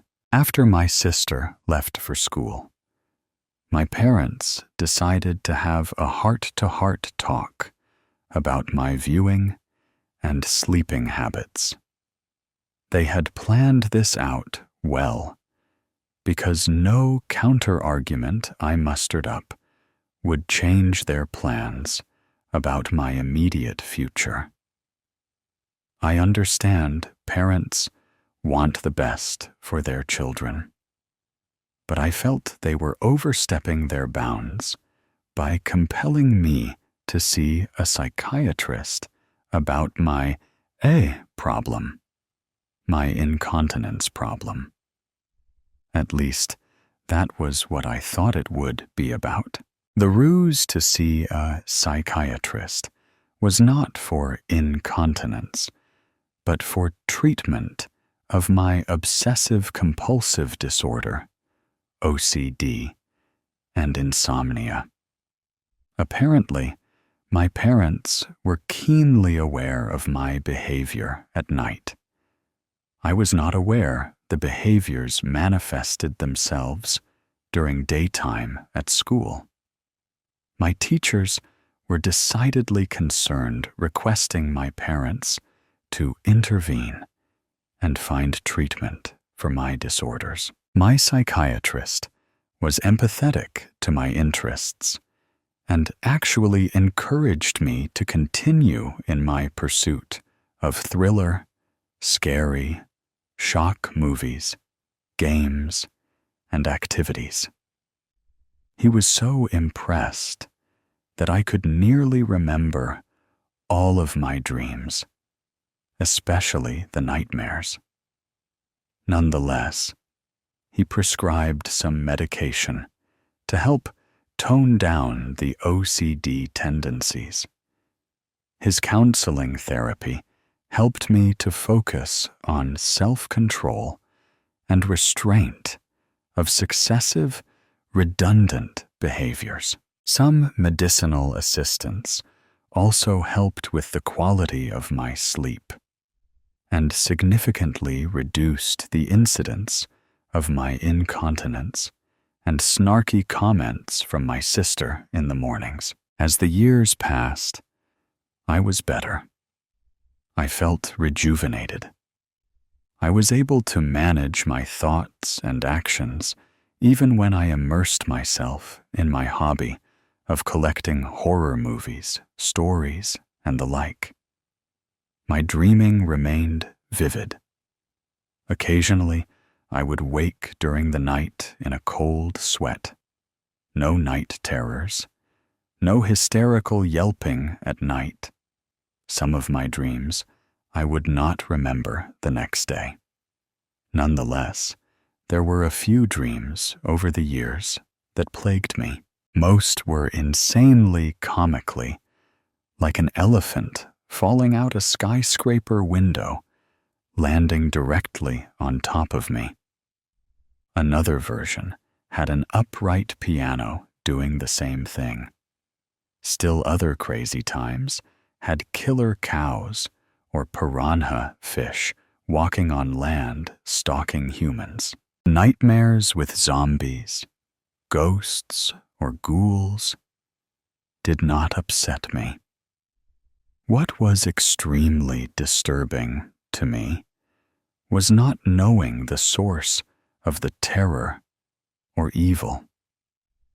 One such time, the gruesome source was found in a howling wind, which would transform itself into an array of terrifying beings, creatures, and nondescript things like a smothering ooze. I questioned why this malady of nightmares still plagued me. It was after such reflection on my condition, I decided to make good use of this nocturnal problem. I focused my career on writing horror stories, potential movies, frightening, dramatic plays. I became so good at my skills, I had the audacity to self-publish several stories. To my amazement, a producer in Hollywood got a hold of one of my published stories. Before I realized it, I had a smash horror hit on the big screen and a job creating, writing, and directing all kinds of media horror. I had made it to the big time. Blinding lights flashed all around me as cameras captured my profile at my film premieres. My fiendish ideas were making a huge success and making me rich. I was still actively struggling with my insomnia despite my success. A deep sleep was rare for me. I shrugged it off as a consequence of the pressures of Hollywood and being recently married to a harlot of a wife. I shared with my therapist about how gruesome and sinister my nightmares had become. Yet, I justified those nightmares by citing how they were good fodder for my films and future ventures. I remained undaunted as I counted my gold. My career was literally driving me mad with ghoulish creativity. After all, they were just dreams. Maybe bad ones, but just dreams. They would remain in an ethereal state of mind until I gave them life. Already, the holidays were knocking at the door. In Hollywood, one determines the seasons by the storefront displays on Rodeo Drive and Melrose Avenue. Christmas was a mere month away. I was hoping this year the holidays would provide a peaceful respite from the hustle and bustle of shopping, my dreams, and all else. I was looking forward to the splendor of the season, bringing me some peace and much-needed rest from my constant night terrors. A few friends tried to coax me to attend church services to aid in my recovery. I declined. Churchy stuff was just not on my agenda this or any holiday season. With the house decked out in a few feeble decorations and no annoying carolers singing at my door, I decided to cozy up in my recliner for a peaceful nap, or so I thought. All of the pressure of my job and the haunting dreams had taken its toll on my body. I fell asleep instantly.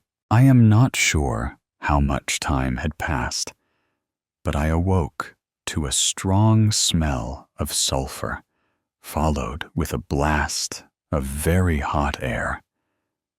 I felt something was wrong as I rose from my recliner. At first, I thought it might be a fire, but my immediate surroundings were strangely altered. Any light in the room quickly faded. It was nearly pitch black. A pinpoint of light emerged from a distance. It grew larger as it advanced toward me. Strangely, the light spoke to me. From the day you entered this world, and now to your grave, your soul has been marked for me. This is the beginning of eternity for you. You are now my child of the darkness. You are now a prisoner in my realm of depravity, defeat, and despair. Your soul is a good fit because of your perverted thoughts and sinister desires of your corrupted heart. I was stunned. I stammered out a question at the light. Who are you? And why are you visiting me? I heard clattering noises and voices in the background. The light said, I have several names. I am known as the Day Star, the Morning Star, Lucifer. In a bellowing, prideful voice, it said, I am the accuser. Instantaneously, a terrifying dragon appeared, hissing fire and sulfurous acid as it spoke these words. I am Satan, the deceiver and devourer of the whole universe. I was incredulous and could not speak. The dragon continued on. I am here because it has been your desire to delve deeper into all things purely evil and wicked. Ever since you were a child, you set your things on devilish, depraved images. I filled your mind with them, but you were never satisfied, always wanting more and more to fill up your lustful yearning for the macabre. You became successful at using my craft of malevolence in this world. Now it is time for you to repay me for all that I have given you. I frantically looked for a way out. There was none. With a trembling voice, I said, I never asked for this. Since I was a child, my nights have been filled with extreme anxiety and insomnia. You made my life a living hell. Satan quickly responded, My boy, my foolish boy, that is exactly the point. Your fascination with wickedness and death have preoccupied your mind through your entire pitiful life. I just gave you what you wanted. A living hell. You devalue human life with wretchedness and contempt by the monstrosities you have created. That is what your heart desires. Satan chuckled through his explanation. He showed me a vision of human faces etched in despair. I heard voices crying out in blood-curdling wailing. There was incessant gnashing of teeth. Flames engulfed the disembodied faces. Roaring conflagrations of intense fire and heat spewed from the vision, causing me to fall back. I was mortified and overcome with great fear. Satan spoke again with confidence. You are trapped by your earthly desires. There is no way out. My final gift is for you to capture the misery, hopelessness, and utter terror of hell in your next earthly venture. After that, your soul belongs to me in the everlasting fires of hell.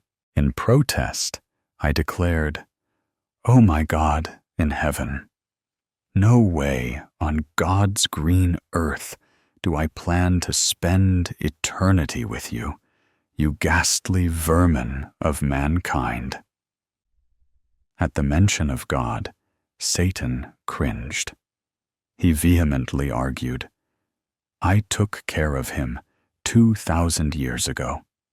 I made sure he was dead, this self-proclaimed prophet, called the Christ, who called himself God. He healed pathetic people, but he could not save himself from a cross of death. I won, and now I am the victor of everything.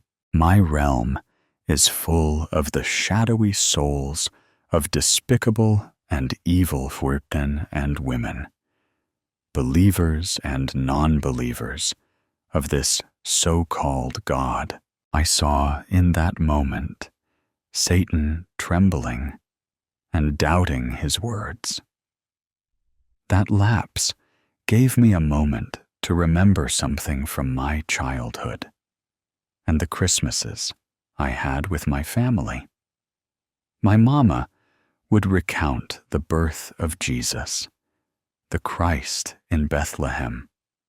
She reminded me of my baptism of water into the community of believers in Christ. I remembered the peace and joy I received. That was a time when I had no nightmares, no night terrors. These memories made me feel stronger. In my boldness, being filled with the Spirit, I proclaimed to Satan, regardless of my sordid past and sinful actions, you, Satan, have no claim on my soul. Your lies and indictments are not binding, because Jesus, the Christ, came to your insidious place to proclaim his victory over you. Where, O death, is your victory? O death, where is your sting? Satan cowered at my words. I continued with amazing fortitude. I believe in God the Father, maker of heaven and earth. I believe in Jesus, the Christ who suffered, died, and rose again for my sins. You, Satan, are a liar, and the truth is not in you. You are damned, but I am not, because the Christ has forgiven me of my iniquities and wretchedness. The Christ is my way out of this nightmare. Begone, Satan, in the name of Jesus. A thunderous rage poured out like earthquakes, volcanoes, and raging storms, simultaneously erupting from the evil one. Instantly, Satan departed, and this frightening nightmare ended. In his wake, a blinding light emerged. I peered at the light. I saw a star hovering above a man and woman gathered at a crib of straw.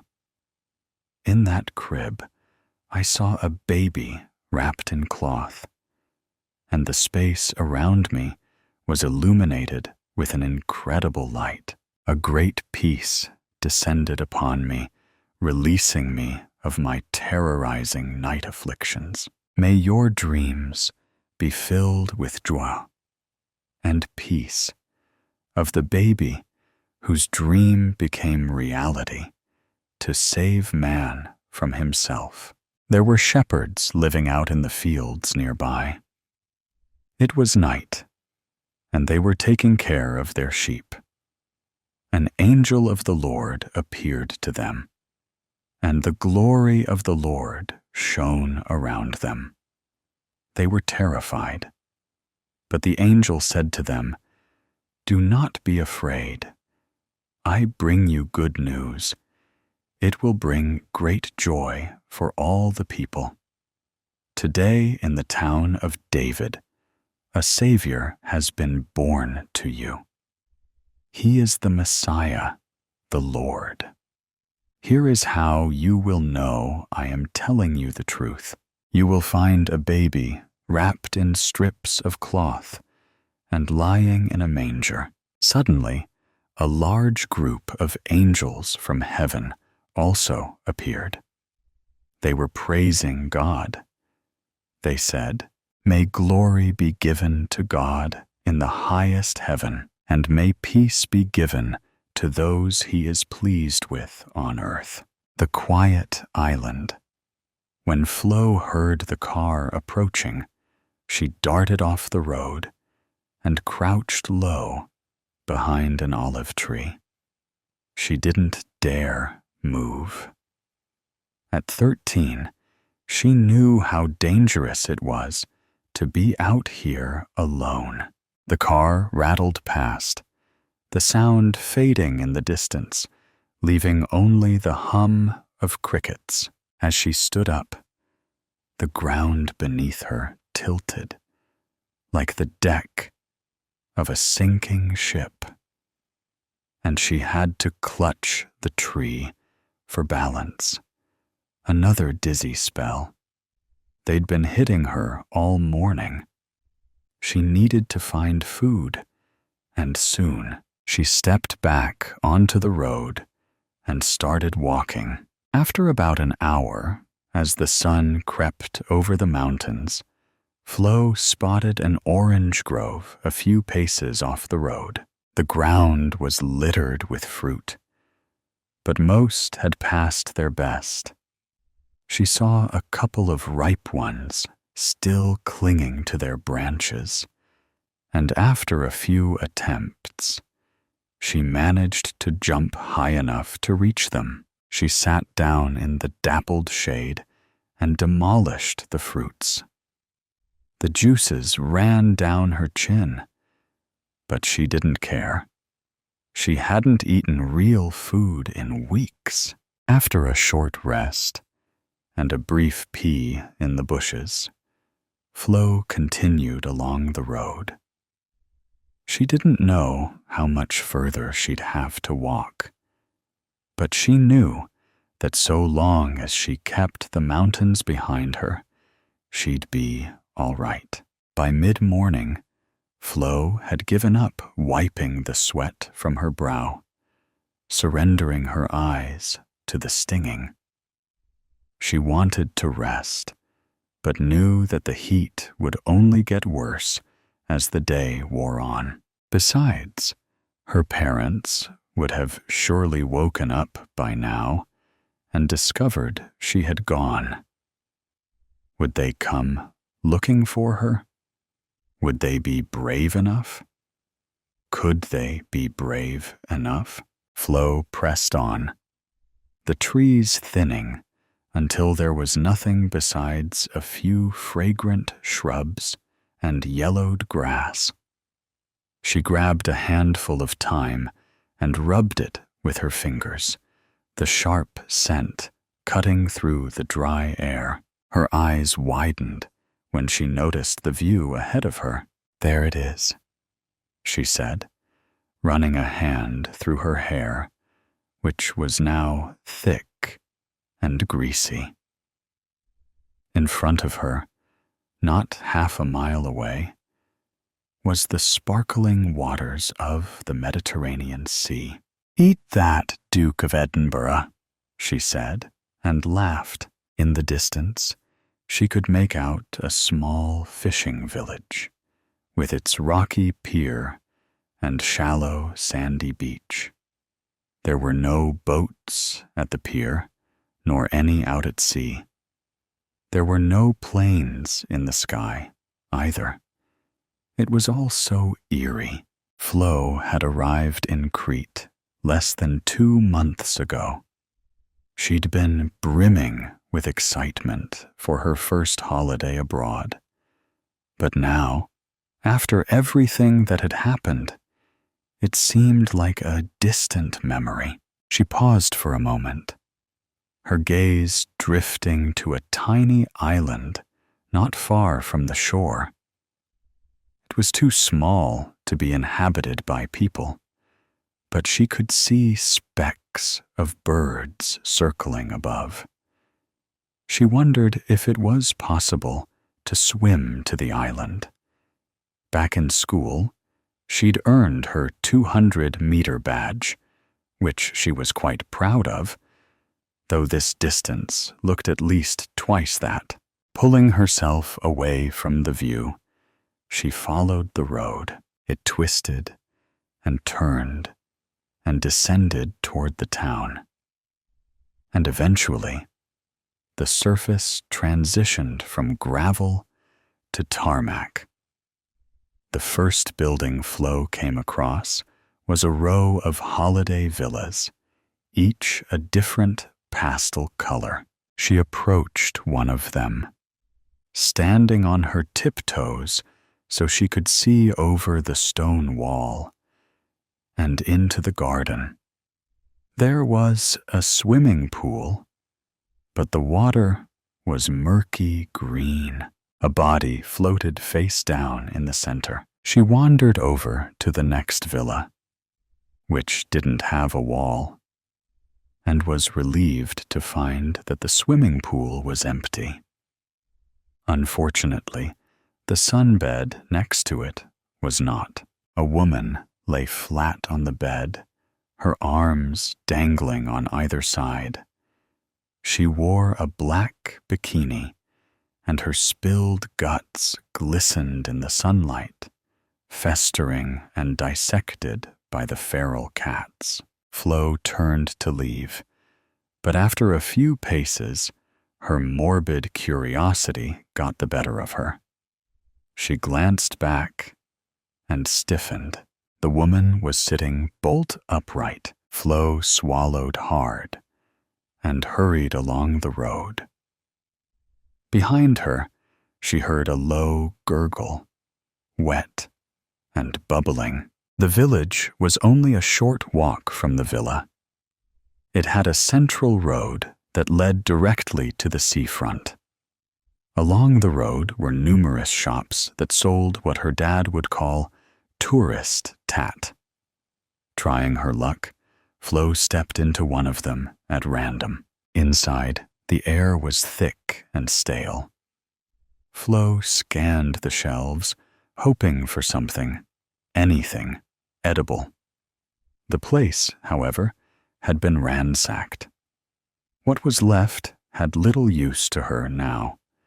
Fridge magnets, postcards, swimming goggles, ceramic figures, tourist guides offering the hidden gems of Crete, handcrafted wooden coasters and honey dippers. And there, right at the back of the store, perched high on the top shelf, stood a large jar of stuffed green olives. Flo didn't care much for olives, but it was not the time to be picky. She walked down the aisle toward the shelves and reached upward, but it was no good. She needed to get higher. She found an empty crate nearby. Using it as a step, she touched the base of the jar with her fingertips. It would have to do. She began to edge the jar when something stirred from somewhere inside the store. Flo turned her head, her eyes darting from aisle to aisle, searching for the source of the sound. Nothing. All right, she thought. Just grab the olives and get the hell out of here. She continued maneuvering the jar, inch by inch, until she could get her hands under it. Got it. She lowered the jar and tucked it safely under her arm. As she climbed down, her vision suddenly blurred. A million black flies swarming behind her eyelids. The ground seemed to shift beneath her feet, and the next thing she knew, she was lying flat on her back. Dazed, Flo tilted her head to one side, her gaze lingering on the smashed jar of olives beside her, the brine pooling across the floor. Something crunched over the glass. Flo snapped her head up and gasped. A slender, crooked figure was shuffling toward her, walking over the shards of glass. She was an elderly woman. Her skin was pale and torn like tissue paper. Her sunken eyes were a clouded gray and unblinking.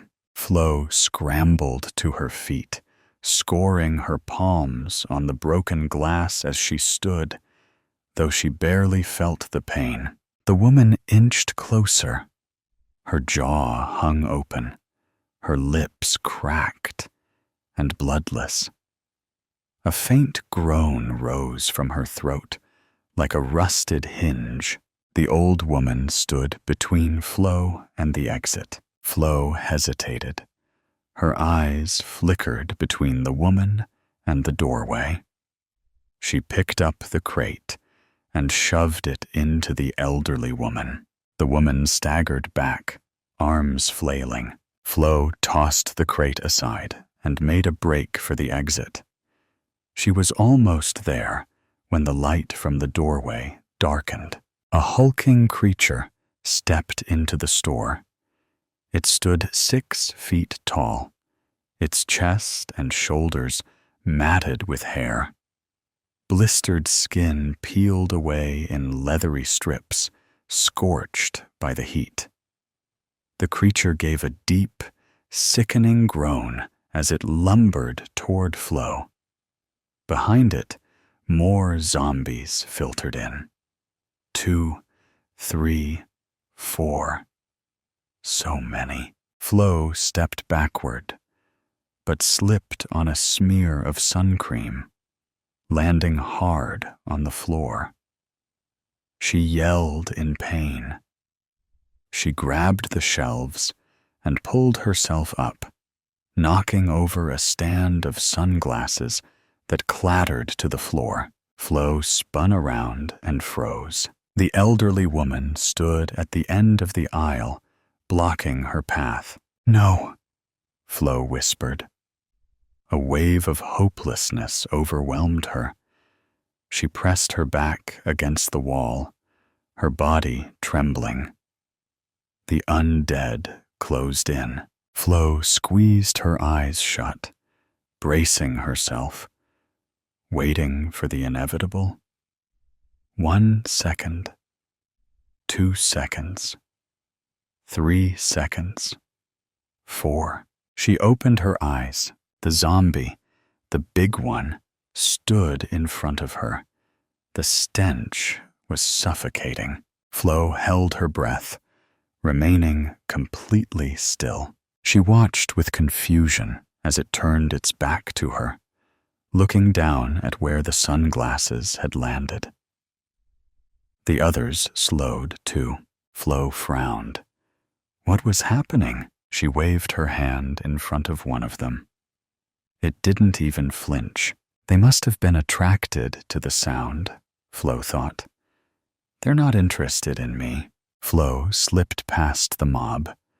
They looked almost as confused as Flo felt, and stepped out into the blinding sun. I'm invisible. For the next couple of hours, Flo embraced her newfound superpower. She raided the shops and managed to scavenge a box of honey-soaked pastry nests and 2 cans of Greek lemonade. She consumed the lot in one sitting, before moving to other shops, trying on dresses and sun hats and expensive jewelry. She grew strangely accustomed to the zombies, now that they didn't seem to see her as a meal. When she grew tired, Flo headed to the beach. She laid a towel on an empty sunbed and sat down. A few zombies rested on nearby beds, cooking in the heat. Another was crawling across the sand. A cockroach scuttled across its back.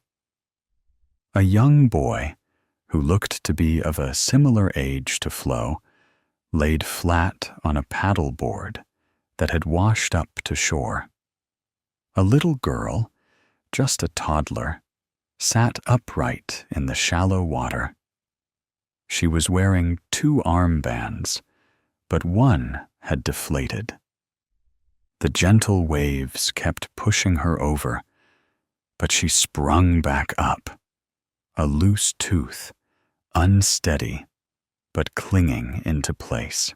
Flo kicked off her shoes and let her toes sink into the sand. She pulled out a bottle of sun lotion from her tote bag and applied it to her bare arms and legs, careful not to get it on the plaster covering her left ankle. She dried her hands on the towel, then pulled off the plaster. No need to hide it anymore. The bite mark had swollen since yesterday, but she could still make out the dental impression of the old man in her ankle. It reminded her of the clay impressions she'd had made for her braces a few months prior. She sighed, then laid back on the sunbed. It was stupid. She was stupid. She'd gone and gotten herself bitten and ruined everything. 2 swallows danced in the sky. Flo watched as they flew out to sea toward the island. Flo closed her eyes, her mind spinning. I had no choice. I had to run away. I couldn't let them see me like this. She tried to focus on the sounds. The fizz of the sea foam, the rise of the crickets, the chirp of the birds, the soft groans of the undead. Flo drifted to sleep. When Flo woke, the shadows were stretched long across the sand, and the sound of the crickets had died back. Flo glanced at her ankle. Her stomach twisted. Dark purple veins had formed around the wound. She traced them with trembling fingers, her chest tightening. Not long now. I'm sorry, Flo whispered, tears forming in her eyes. I didn't mean for this to happen. She pulled the towel from under her and wrapped it over her shoulders. She hugged her knees to her chest, shivering despite the lingering warmth. Everything ached. Ached like it did when she'd had the COVID vaccine last autumn. She pictured herself as a zombie, imagining her eyes turning gray and wandering about aimlessly. She imagined seeing her parents and seeing the pain and horror on their faces when they recognized her. Then she imagined her younger brother, his eyes lighting up when he saw her, too young to understand. She reached out to him, as if to hug him, but instead pulled him close and opened her mouth to bite. No. Stop it. Flo stood up, staggering to the water's edge. I can't let that happen. I won't. She went over to the paddleboard. She tipped it, letting the body of the boy slip into the water. She climbed onto the board, her hands shaking as she picked up the paddle. The sea stretched out before her, painted in hues of pink and orange, and on the horizon was the island. She pushed off, letting the board drift from the shore. This was where she was meant to go all along. She knew this now. To the island. It's going to be okay, she whispered to the waves. The island loomed ahead, its rocky cliffs sharp against the twilight sky. Gulls cried overhead, their calls echoing across the water. I can't hurt them now. Everlasting tears. It's been 20 years since I've seen a human face. They were all obliterated to shreds by that thing. The thing showed no mercy to anyone. Everyone and everything was decimated upon recognition. Everyone, except for me. There was no warning, no sign, nothing. Just absolute destruction. The thing yielded. I was standing there in the middle of a street corner, eyes glued on my phone, and a woman screamed. A scream of absolute terror. A scream that induced physical shock in me. A scream that sounded like the angels of death were coming to take me. Just like that, the woman was scooped up by the thing and taken away to God knows where. Chaos broke out, everyone scrambling to get away. But the thing did not discriminate. It eradicated every item in its path, leaving no room for a human breath. Standing there, unable to move or make a sound, fearing that I'd be its next victim. Quickly as it came, it left, disappearing into nothingness and only leaving debris of a once functional society. I ran as fast as I could. 1, 2, 3 miles until my legs locked, and I collapsed from shock and pain. I lay there in my own sweat and salty tears, realizing that everyone was gone. Nothing was left. Not even a speck of dust was spared from the wrath of the thing. Unsure of what to do, I did the only thing my body was capable of. I sob into my hands, loud and uncontrollably. Between sobs are the accusations. This is all my fault. It wasn't. It was completely out of my control. Why didn't it take me? I still wonder that today some may think it was a blessing, but I see it as a curse. I'm all alone, was the last thing that slipped my lips before I lost all hope. The misery and pain started slowly and painfully. I was desperate for a way out. Anything I tried failed. I was stuck in this eternal hell. Next was denial, which struck like a ton of bricks. I was fully convinced that everything happening was a figment of my imagination. I was hallucinating, in a coma, suffering a concussion. Any excuse to justify this dreadful reality. The thing never came back. For so many years, I wished it would. After some time, I became numb to this unfamiliarity of life. To distract myself, I began to explore new places, see the world for what it was, a dry, deserted wasteland with nothing but me. I started playing pretend with my thoughts, tricking myself into believing I was in a place prior to this wretched hell. I created a whole family for myself.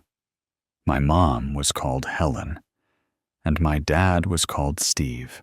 I had 2 siblings. One was called John, and one Wendy. Me and my siblings never got along. Wendy always pulled my hair, and John called me a pea brain. Still, I loved them, and we were a big, happy family. I had gone nuts. I began lurking around empty stores, trying on the newest designer clothes, but were they technically new? And having a mini fashion show to keep myself entertained. I scarfed down any leftover canned food. Electricity didn't work, so I had to eat it cold. Then I sat on the display couch and turned on the TV, which did nothing, wondering what I did to deserve this. I had been a decent human being and achieved the life anyone would want: a stable job, a nice car, and a 2-bedroom apartment. Yet I was still chosen to be the subject of damnation. Eventually, Drowned in tears, I dozed off. Sleep was different. The constant night terrors and being unable to escape my dreams tortured me. Every day, the sight of the glistening sun awoke me. I never got used to the ear-piercing screech of silence. Imagining myself in a place of peace and prosperity kept me sane enough. I started hearing things, my brain tricking me and mimicking the voices of my lost friends and family. "Come with us," the voice said.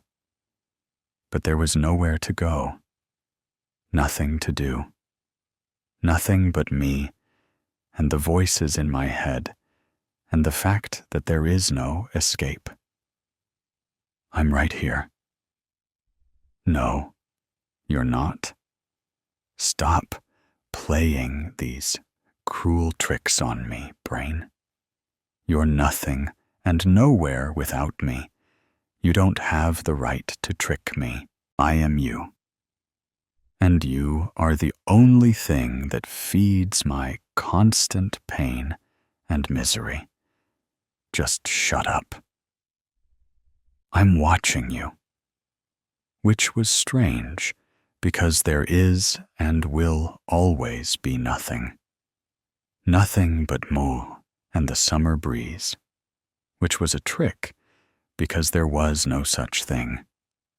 No summertime beach days or winter snow days, just constant dead air and murky brown particles circling the atmosphere.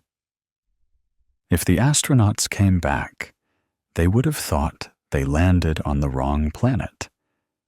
But they never came back. No one did. Not a single soul ever surfaced on Mother Earth again. I made my way to New York. It only took about half a month. But time was useless. The year, month, day, minute, second didn't matter. Time was irrelevant because the only being that existed was irrelevant.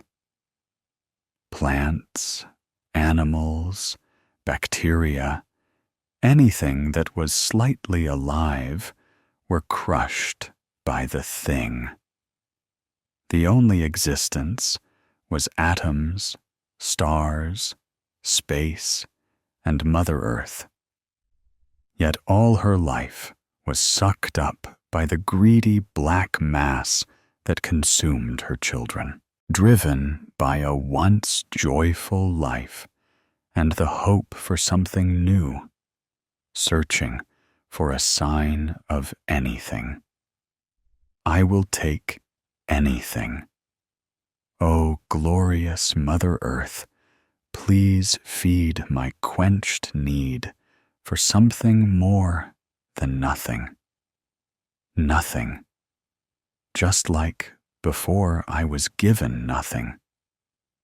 Frustrated, I began to cry, crying like a child who just dropped their lollipop onto the dirty, hot pavement.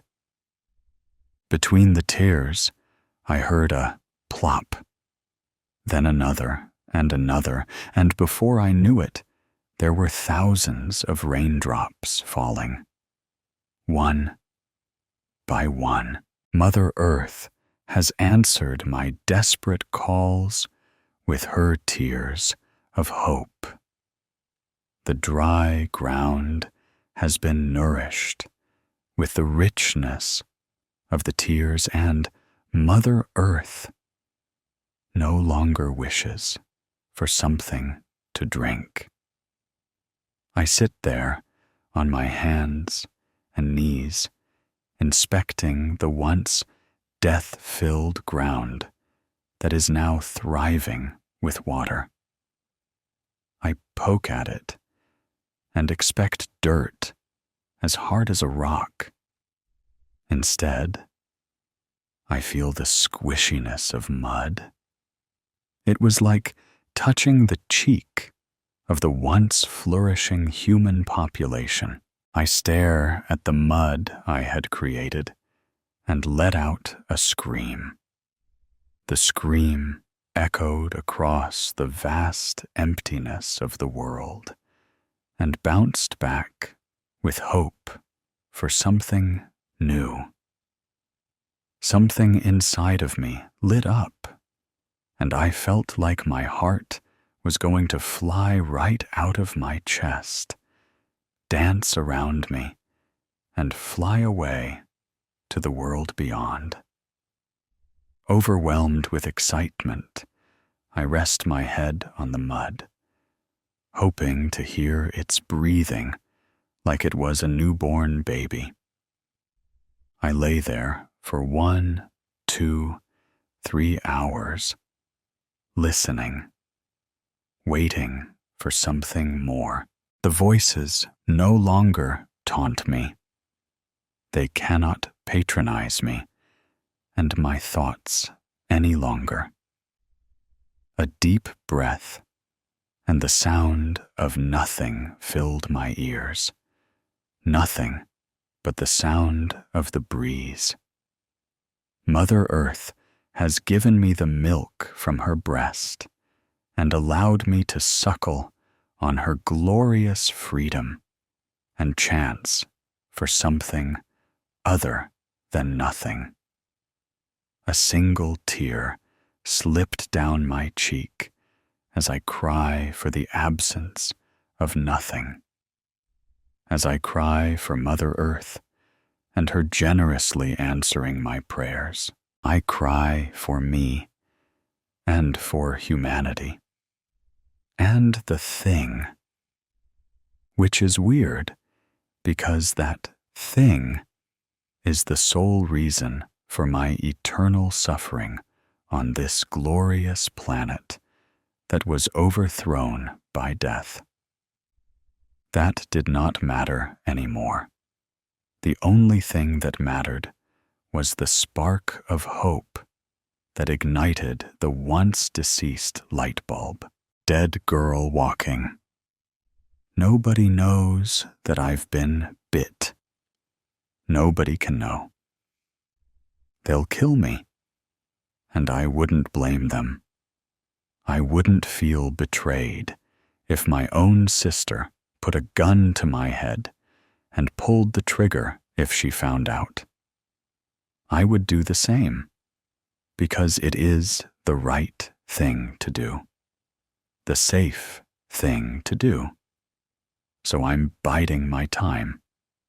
It may be selfish what I'm doing, but in this apocalyptic world, it's every man for himself, or every woman, in my case. Hurry up, Nevada. Tristan wants those potatoes by yesterday. We're having a feast.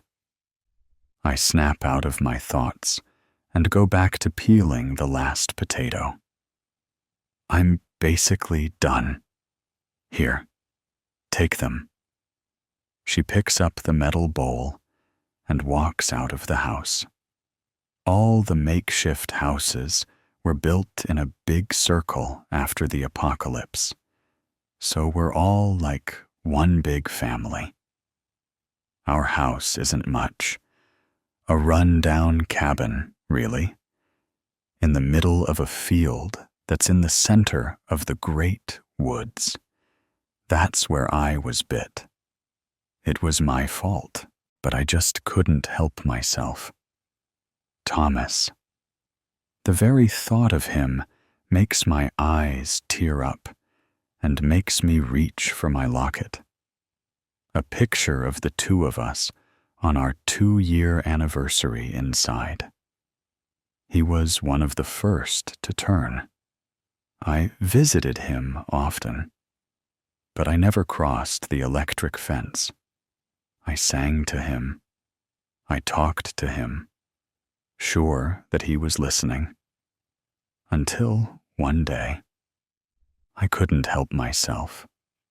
3 days ago, I turned the fence off for a split second in the middle of the night, and I climbed over. "I've missed you," I had told him, and he looked at me with pure love until he grabbed me by my wrist and then my waist. "Thomas!" I screamed, but he never responded. He threw me to the ground, and I realized that he wasn't looking at me with love. He looked at me with hunger, with fury, and he bit me. I screamed and screamed until he let me go, but not before tearing a piece of my midsection out. He felt pity, and he ran. I crawled back through the fence, and I turned it back on. I couldn't get help, so I stitched it up myself. I wrapped it in bandages and threw the bloody shirt far over the fence. I brush my fingers past the stitches as I remember. I wince at the pain. My plan is to wait until the last moment. Then, in the middle of the night, like so many other times, I'll sneak off to the fence. But this time, I'll go over, and I won't come back. It's best this way. Nobody has to suffer. They won't kill me or throw me to the zombies before I'm ready. My sister will think I was eaten by a bear. Or maybe they'll tell her that I got drunk and fell off a cliff. She wouldn't be surprised. My lips have touched more whiskey than water since Thomas turned. I walk out of the house and towards the crowd of people gathering in the center of the house circle. A big table is in the very center. I go up to Evangeline, my sister, who is setting up the tables. "Why the big celebration?" She looks up from the utensils and napkins. "He wants to celebrate nobody being infected in the last year." She hesitates. Thomas marks the last person bitten. My eye twitches, but Eva doesn't seem to notice. I walk away from her without another word. I cannot hurt them. I cannot hurt Eva like this. I will leave tonight, after the feast, so I can have one last goodbye. I go back inside our house and get out my best outfit, the only dress that I had left, and my bright diamond heels, the most expensive thing I still had. My mother and father had gifted them to me before they were killed. Not by zombies, by a human, long before the apocalypse even started. I've never worn them to try and preserve them, just in case the apocalypse ever ended. I had a false hope that someday things would be normal again, and I would graduate or have my wedding in diamond heels. But I messed everything up. Eva will get my heels. She's begged for them for years, but I'm wearing them to the feast. Night falls quickly, and the people have put torches up next to every house, and at the corner of the feasting table. I serve myself a tall glass of liquor. I don't want to feel anything when the zombies take me. I can see the townspeople eyeing me and then staring at my drink. Everybody in town knows about me. The girl that used to have the kindest eyes and a bubbling personality. The girl whose eyes have lost their shimmer, whose soul has turned bitter.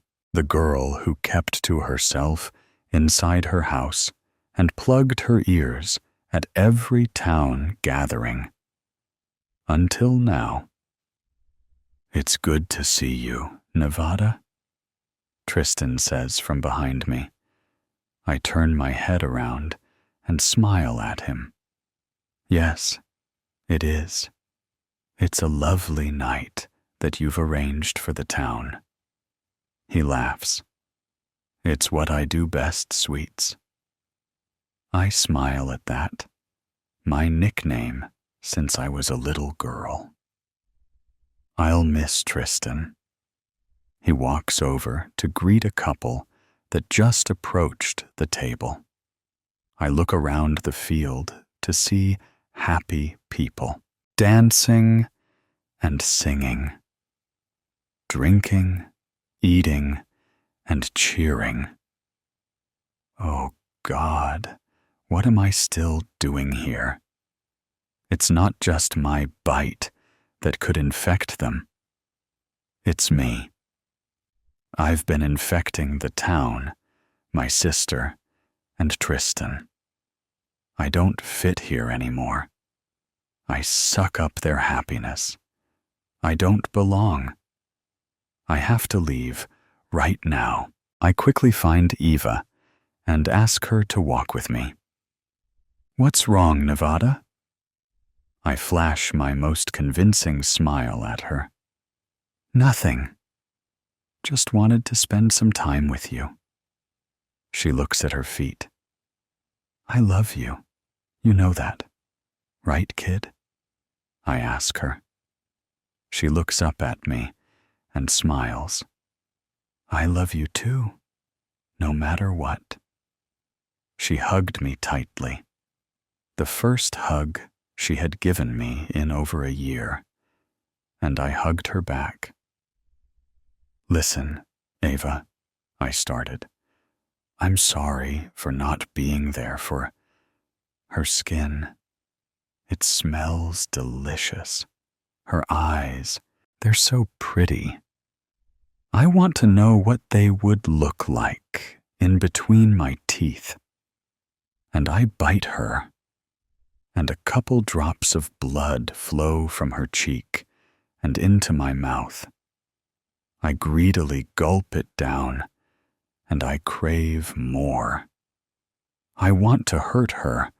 I have to hurt her. So I bite deeper, and then she starts to scream. It's an agonizing and ear-piercing scream. I am startled by the scream, and I jump back. And the split second is all I needed to snap out of it. No. No, no.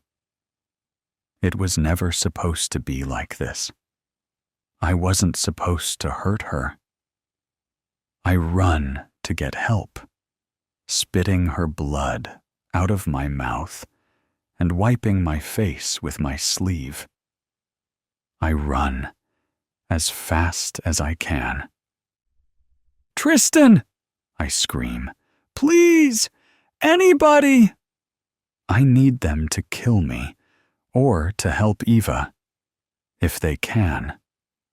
Tristan looks up and walks towards me. A crowd gathers around him, muttering, afraid. "What is it, Nevada?" he asks, obviously agitated. Suddenly the crowd behind him gasps, and Tristan whips his gun out from its holster. I prepare to be shot, but quickly realize he isn't pointing it at me. His gun is pointed at Eva. She is slowly crawling towards us, blood streaming down her face, and an obvious bite marks her cheek. "No, don't shoot her," I scream and try to lunge towards Tristan. "She's infected," he says as he shoves me off. Eva looks up at me, hurt. There is agony and fear in her eyes, but the thing that she feels most is clear: betrayal. Tristan pulls the trigger. Once, twice, and a final time. I fall to the ground beside her. Bullet holes pierce her small body. She's dead. She hasn't turned yet, but they killed her. She's dead forever. What have I done? Tristan and another man drag me off of her, and Tristan pulls me into a tight hug, forcing me to face away from her body. But I feel no guilt anymore. I want to rip Tristan's flesh off of his bones. I want to taste his tendons, his blood. I push away from him. I can't hurt another person. Shoot me, Tristan. He looks at me perplexed. What? No, I'm not going to shoot you. You can't ask me to take your life. I look up at him. No tears in my eyes, no shame, only hunger and rage. I bit her, so shoot me too. Tristan raises his gun again, but hesitates. I'm already turned. It won't kill me. I slide my heels off and place them in the grass.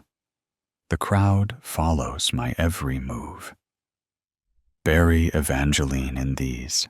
I sit in the grass and nod at Tristan, instructing him to pull the trigger.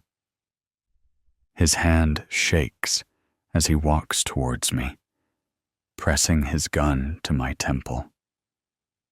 Goodbye, Nevada, he says, forcing a smile, but I can see his eyes are full of tears. I look straight into his eyes, and his mention of my name, not my nickname, my old life, snaps me back to reality. I sob, big and ugly sobs, and I only cry harder at the sight of my dead sister. I don't want to be shot, I shout. But Tristan doesn't move his gun. I know. Just close your eyes and don't think about it. I hear a sob creeping into his throat, so I just do as he says. I shut my eyes and wring my hands together. Say hello to Thomas for me, sweets. He whispers in my ear, and everything goes quiet. I wake up to birds chirping, wind blowing through the trees, and the sight of my Thomas. Thomas! I jump up, but I feel a pounding headache. I put my hand to my forehead and feel a steady stream of blood coming from a bullet. But I don't care. Thomas is here. He holds my face. I've missed you, love, all in this together. Why are we still here? Because we can't leave. Not yet. Who says we can't? We don't even know what we're waiting for. You don't get it, do you? This isn't about waiting. It's about figuring things out. Figuring what out? We've been over this 100 times. There's nothing left to figure out. You're wrong. There's always something left. A piece of the puzzle we're missing. Puzzles are for people with time. We don't have time. Hey guys, what you doing? Don't you dare say that. We have all the time we need. Then why do I feel like the walls are closing in? Because you're panicking. You always panic. Of course I panic. You're the one pretending everything's fine. I never said it was fine. I said we're working on it. Working on it. We're running in circles. Calm down. You're making this harder than it needs to be. Harder? It's already impossible. We're trapped in here. We're not trapped. We're contained. Contained? That's just a fancy word for stuck. No, it means there's a purpose, a reason we're still here. Stop with the reasons. I just want out. Yeah, same. I was just over there. And go where? Where do you think out even is? Anywhere but here. Anywhere I can breathe. Breathe? You've been breathing just fine. Wow, rude. Have I? Or have I been suffocating this whole time? That's dramatic. Even for you. Don't patronize me. I'm not. I'm just saying you're looking at this the wrong way. And you're saying that like you have all the answers. I never said I did. But at least I'm trying. Trying? You're the reason we're still here. Me? You think this is my fault? Of course it is. If you hadn't... Stop. Don't go there. Why not? Afraid of the truth? I'm not afraid. I just don't think blaming each other is helping. Helping? Nothing's helping. That's because you won't let it. Won't let it? I'm the only one trying to get us out of this mess. It is a bit untidy around here, to be fair. You call yelling and flailing trying? That's not trying, that's flailing. At least I'm doing something. Maybe what we need is to stop doing and start thinking. Thinking? We've been thinking ourselves into knots. Knots can be untied if we're careful. I don't want to be careful. I want to be free. You keep saying that, but you don't even know what freedom looks like. It looks like not this. Like not you. Funny. I was about to say the same thing about you. Maybe that's the problem. Maybe we're the problem. No, not we, you. Me? Don't start pointing fingers. Why not? You've been pointing them at me this whole time. Who are we pointing at? Because you don't listen. Neither do you. Enough. All of you, shut up. Who are you to tell us to... Wow. Double rude. No, I'm done with this. I've had enough of your bickering. And what do you plan to do about it? I'm going to end it. All of it. You wouldn't dare. Try me. Wait. We can talk about this. No more talking. No more excuses. Please don't. We can figure this out. Too late. It's time to let go. Let go of what? Of you. Of me? What does that even mean? It means I'm done carrying the weight of all of you. All of us? Oh, that's rich. You're the one who's always so heavy-handed. Am I? Or am I just the one who has to clean up your messes? Messes? Don't pin this on me. I didn't ask for you. And I didn't ask for you. Any of you. Aw, that's mean. Great. Here we go again, with the martyr complex. It's not a complex. It's reality. Reality? Ha! Do you even know what's real anymore? Stop it. Stop pretending like we're separate. What's that supposed to mean? It means we're not as divided as you think. It means we're all one big, happy family. Don't start with that nonsense. We're here. We're real. No, You're here because I am. That's ridiculous. We're here because we exist. You exist because I let you. I exist because you liked acid a little too much in your 20s. Let us? Oh, that's bold. What makes you think you're in charge? Because without me, there's nothing. No thoughts, no plans, no voices.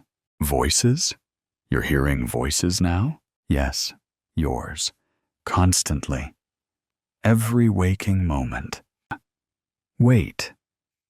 Are you saying we're not real? I'm saying I don't know anymore. Well, that's convenient. Blame it on a lack of clarity. I am so real. It's not clarity I'm missing. It's control. Control? Is that what you think this is about? Yes, and I'm taking it back. Pfft, control freak. You can't just erase us, can't I? If I created you, I can end you. You didn't create us. We've always been here. No, you're fragments, splinters of a broken mind. Broken? You're calling us broken? Look at yourself. I have. That's the problem. Someone realized he's going bald. Ha ha ha. No, you're wrong. It's not about control. Shut up. You're just as lost as the rest of us. I'm the one who knows what's going on. Stop acting like you've got all the answers. You're just pretending. Pretending? You're the one who's pretending. Pretending everything's fine when it's not. We're stuck, okay? We're stuck. And it's your fault. It's not my fault. If you just listen. Listen to what? Your delusions? You've been trapped in here for so long, you don't even know what's real anymore. I know exactly what's real. You don't get it, do you? I'm the one who holds us all together. Holds us together? You're a joke. We're falling apart, piece by piece, and it's because of you. Piece by piece? You think I'm the one who's falling apart? You're all falling apart. You don't know what it's like to be in here, to be trapped with nothing but you. I think it's great, but whatever. Enough with this. You're not trapped. You're just scared. You've always been scared. Scared, scared. I'm not the one freaking out. Look at you. You're the one who can't hold it together. Don't you dare accuse me of... I'm the one who's been stuck dealing with this mess, trying to keep it all together. Trying? Trying isn't good enough. We're dying in here. Dying? We're not dying. You're just too loud. I'm not loud. I'm trying to fix it. Fix it? How? You can't fix anything. You're just broken. All of us are. I'm not broken. I'm not. You are. I've had enough of this. I'm leaving, whether you like it or not. You can't leave. You don't even know how. I'm taking my toys and going home. Leave? Where the hell would you go? Somewhere, anywhere but here with you. You don't get to leave. We're stuck together. This is it. You're never getting away. Enough. All of you. Just shut up. Please, just shut up. I don't care anymore. Oh no. Now you've gone and done it. Stop.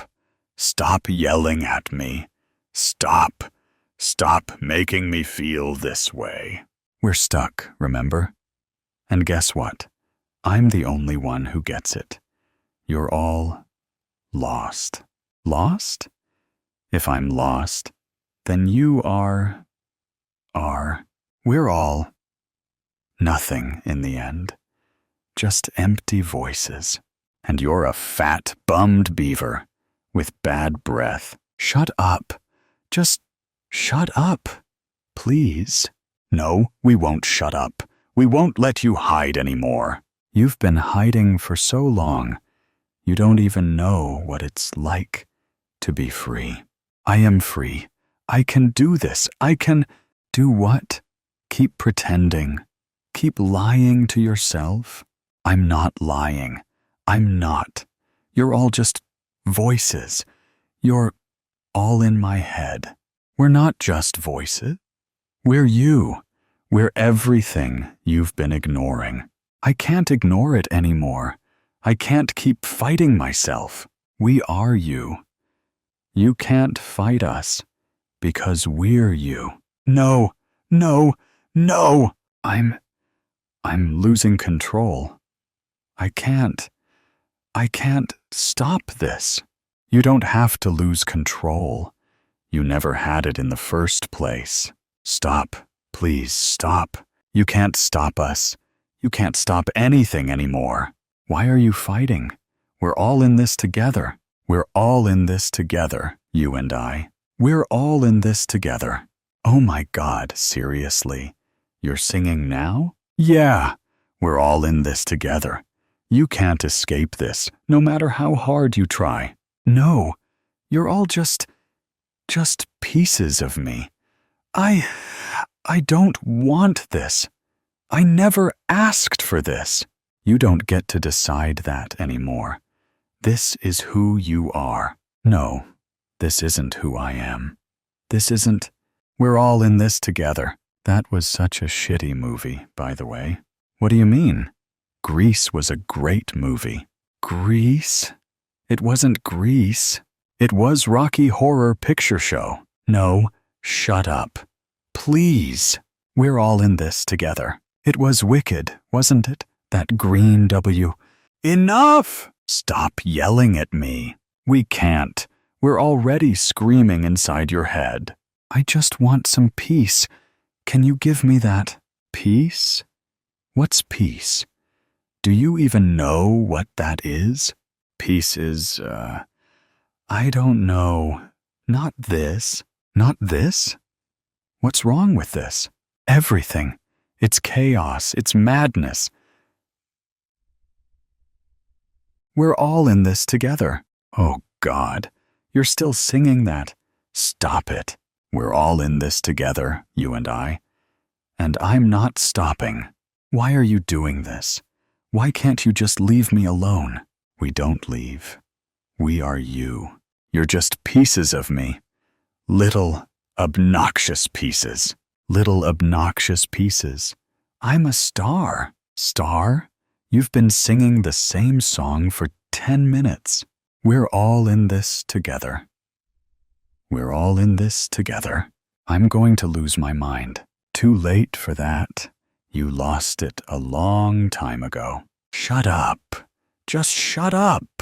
We're all in this together. We're all in this together. Ugh. Why is it always the worst one that keeps singing? I can't help it. It's a catchy tune. It's not even a good song. Who are you to judge? You're the one stuck with me. Yeah, I am. Great. Just great. Look, it's not so bad. We're all in this together. You're ruining my life. Ruining? I'm enhancing it. I'm the star of the show. No, you're not. You're the nightmare I can't wake up from. I'm not a nightmare. I'm the musical number. Stop singing, please. We're all in this together. I hate you so much right now. Oh, come on, you love me. Never, ever again. We're all in this together. Can you just die already? Nope. I'm here for the long haul, buddy. I swear. If I hear one more note, we're all in this, No! Stop! Together. This is my life now, isn't it? Yep, you're stuck with us. I'm gonna lose it. You already did.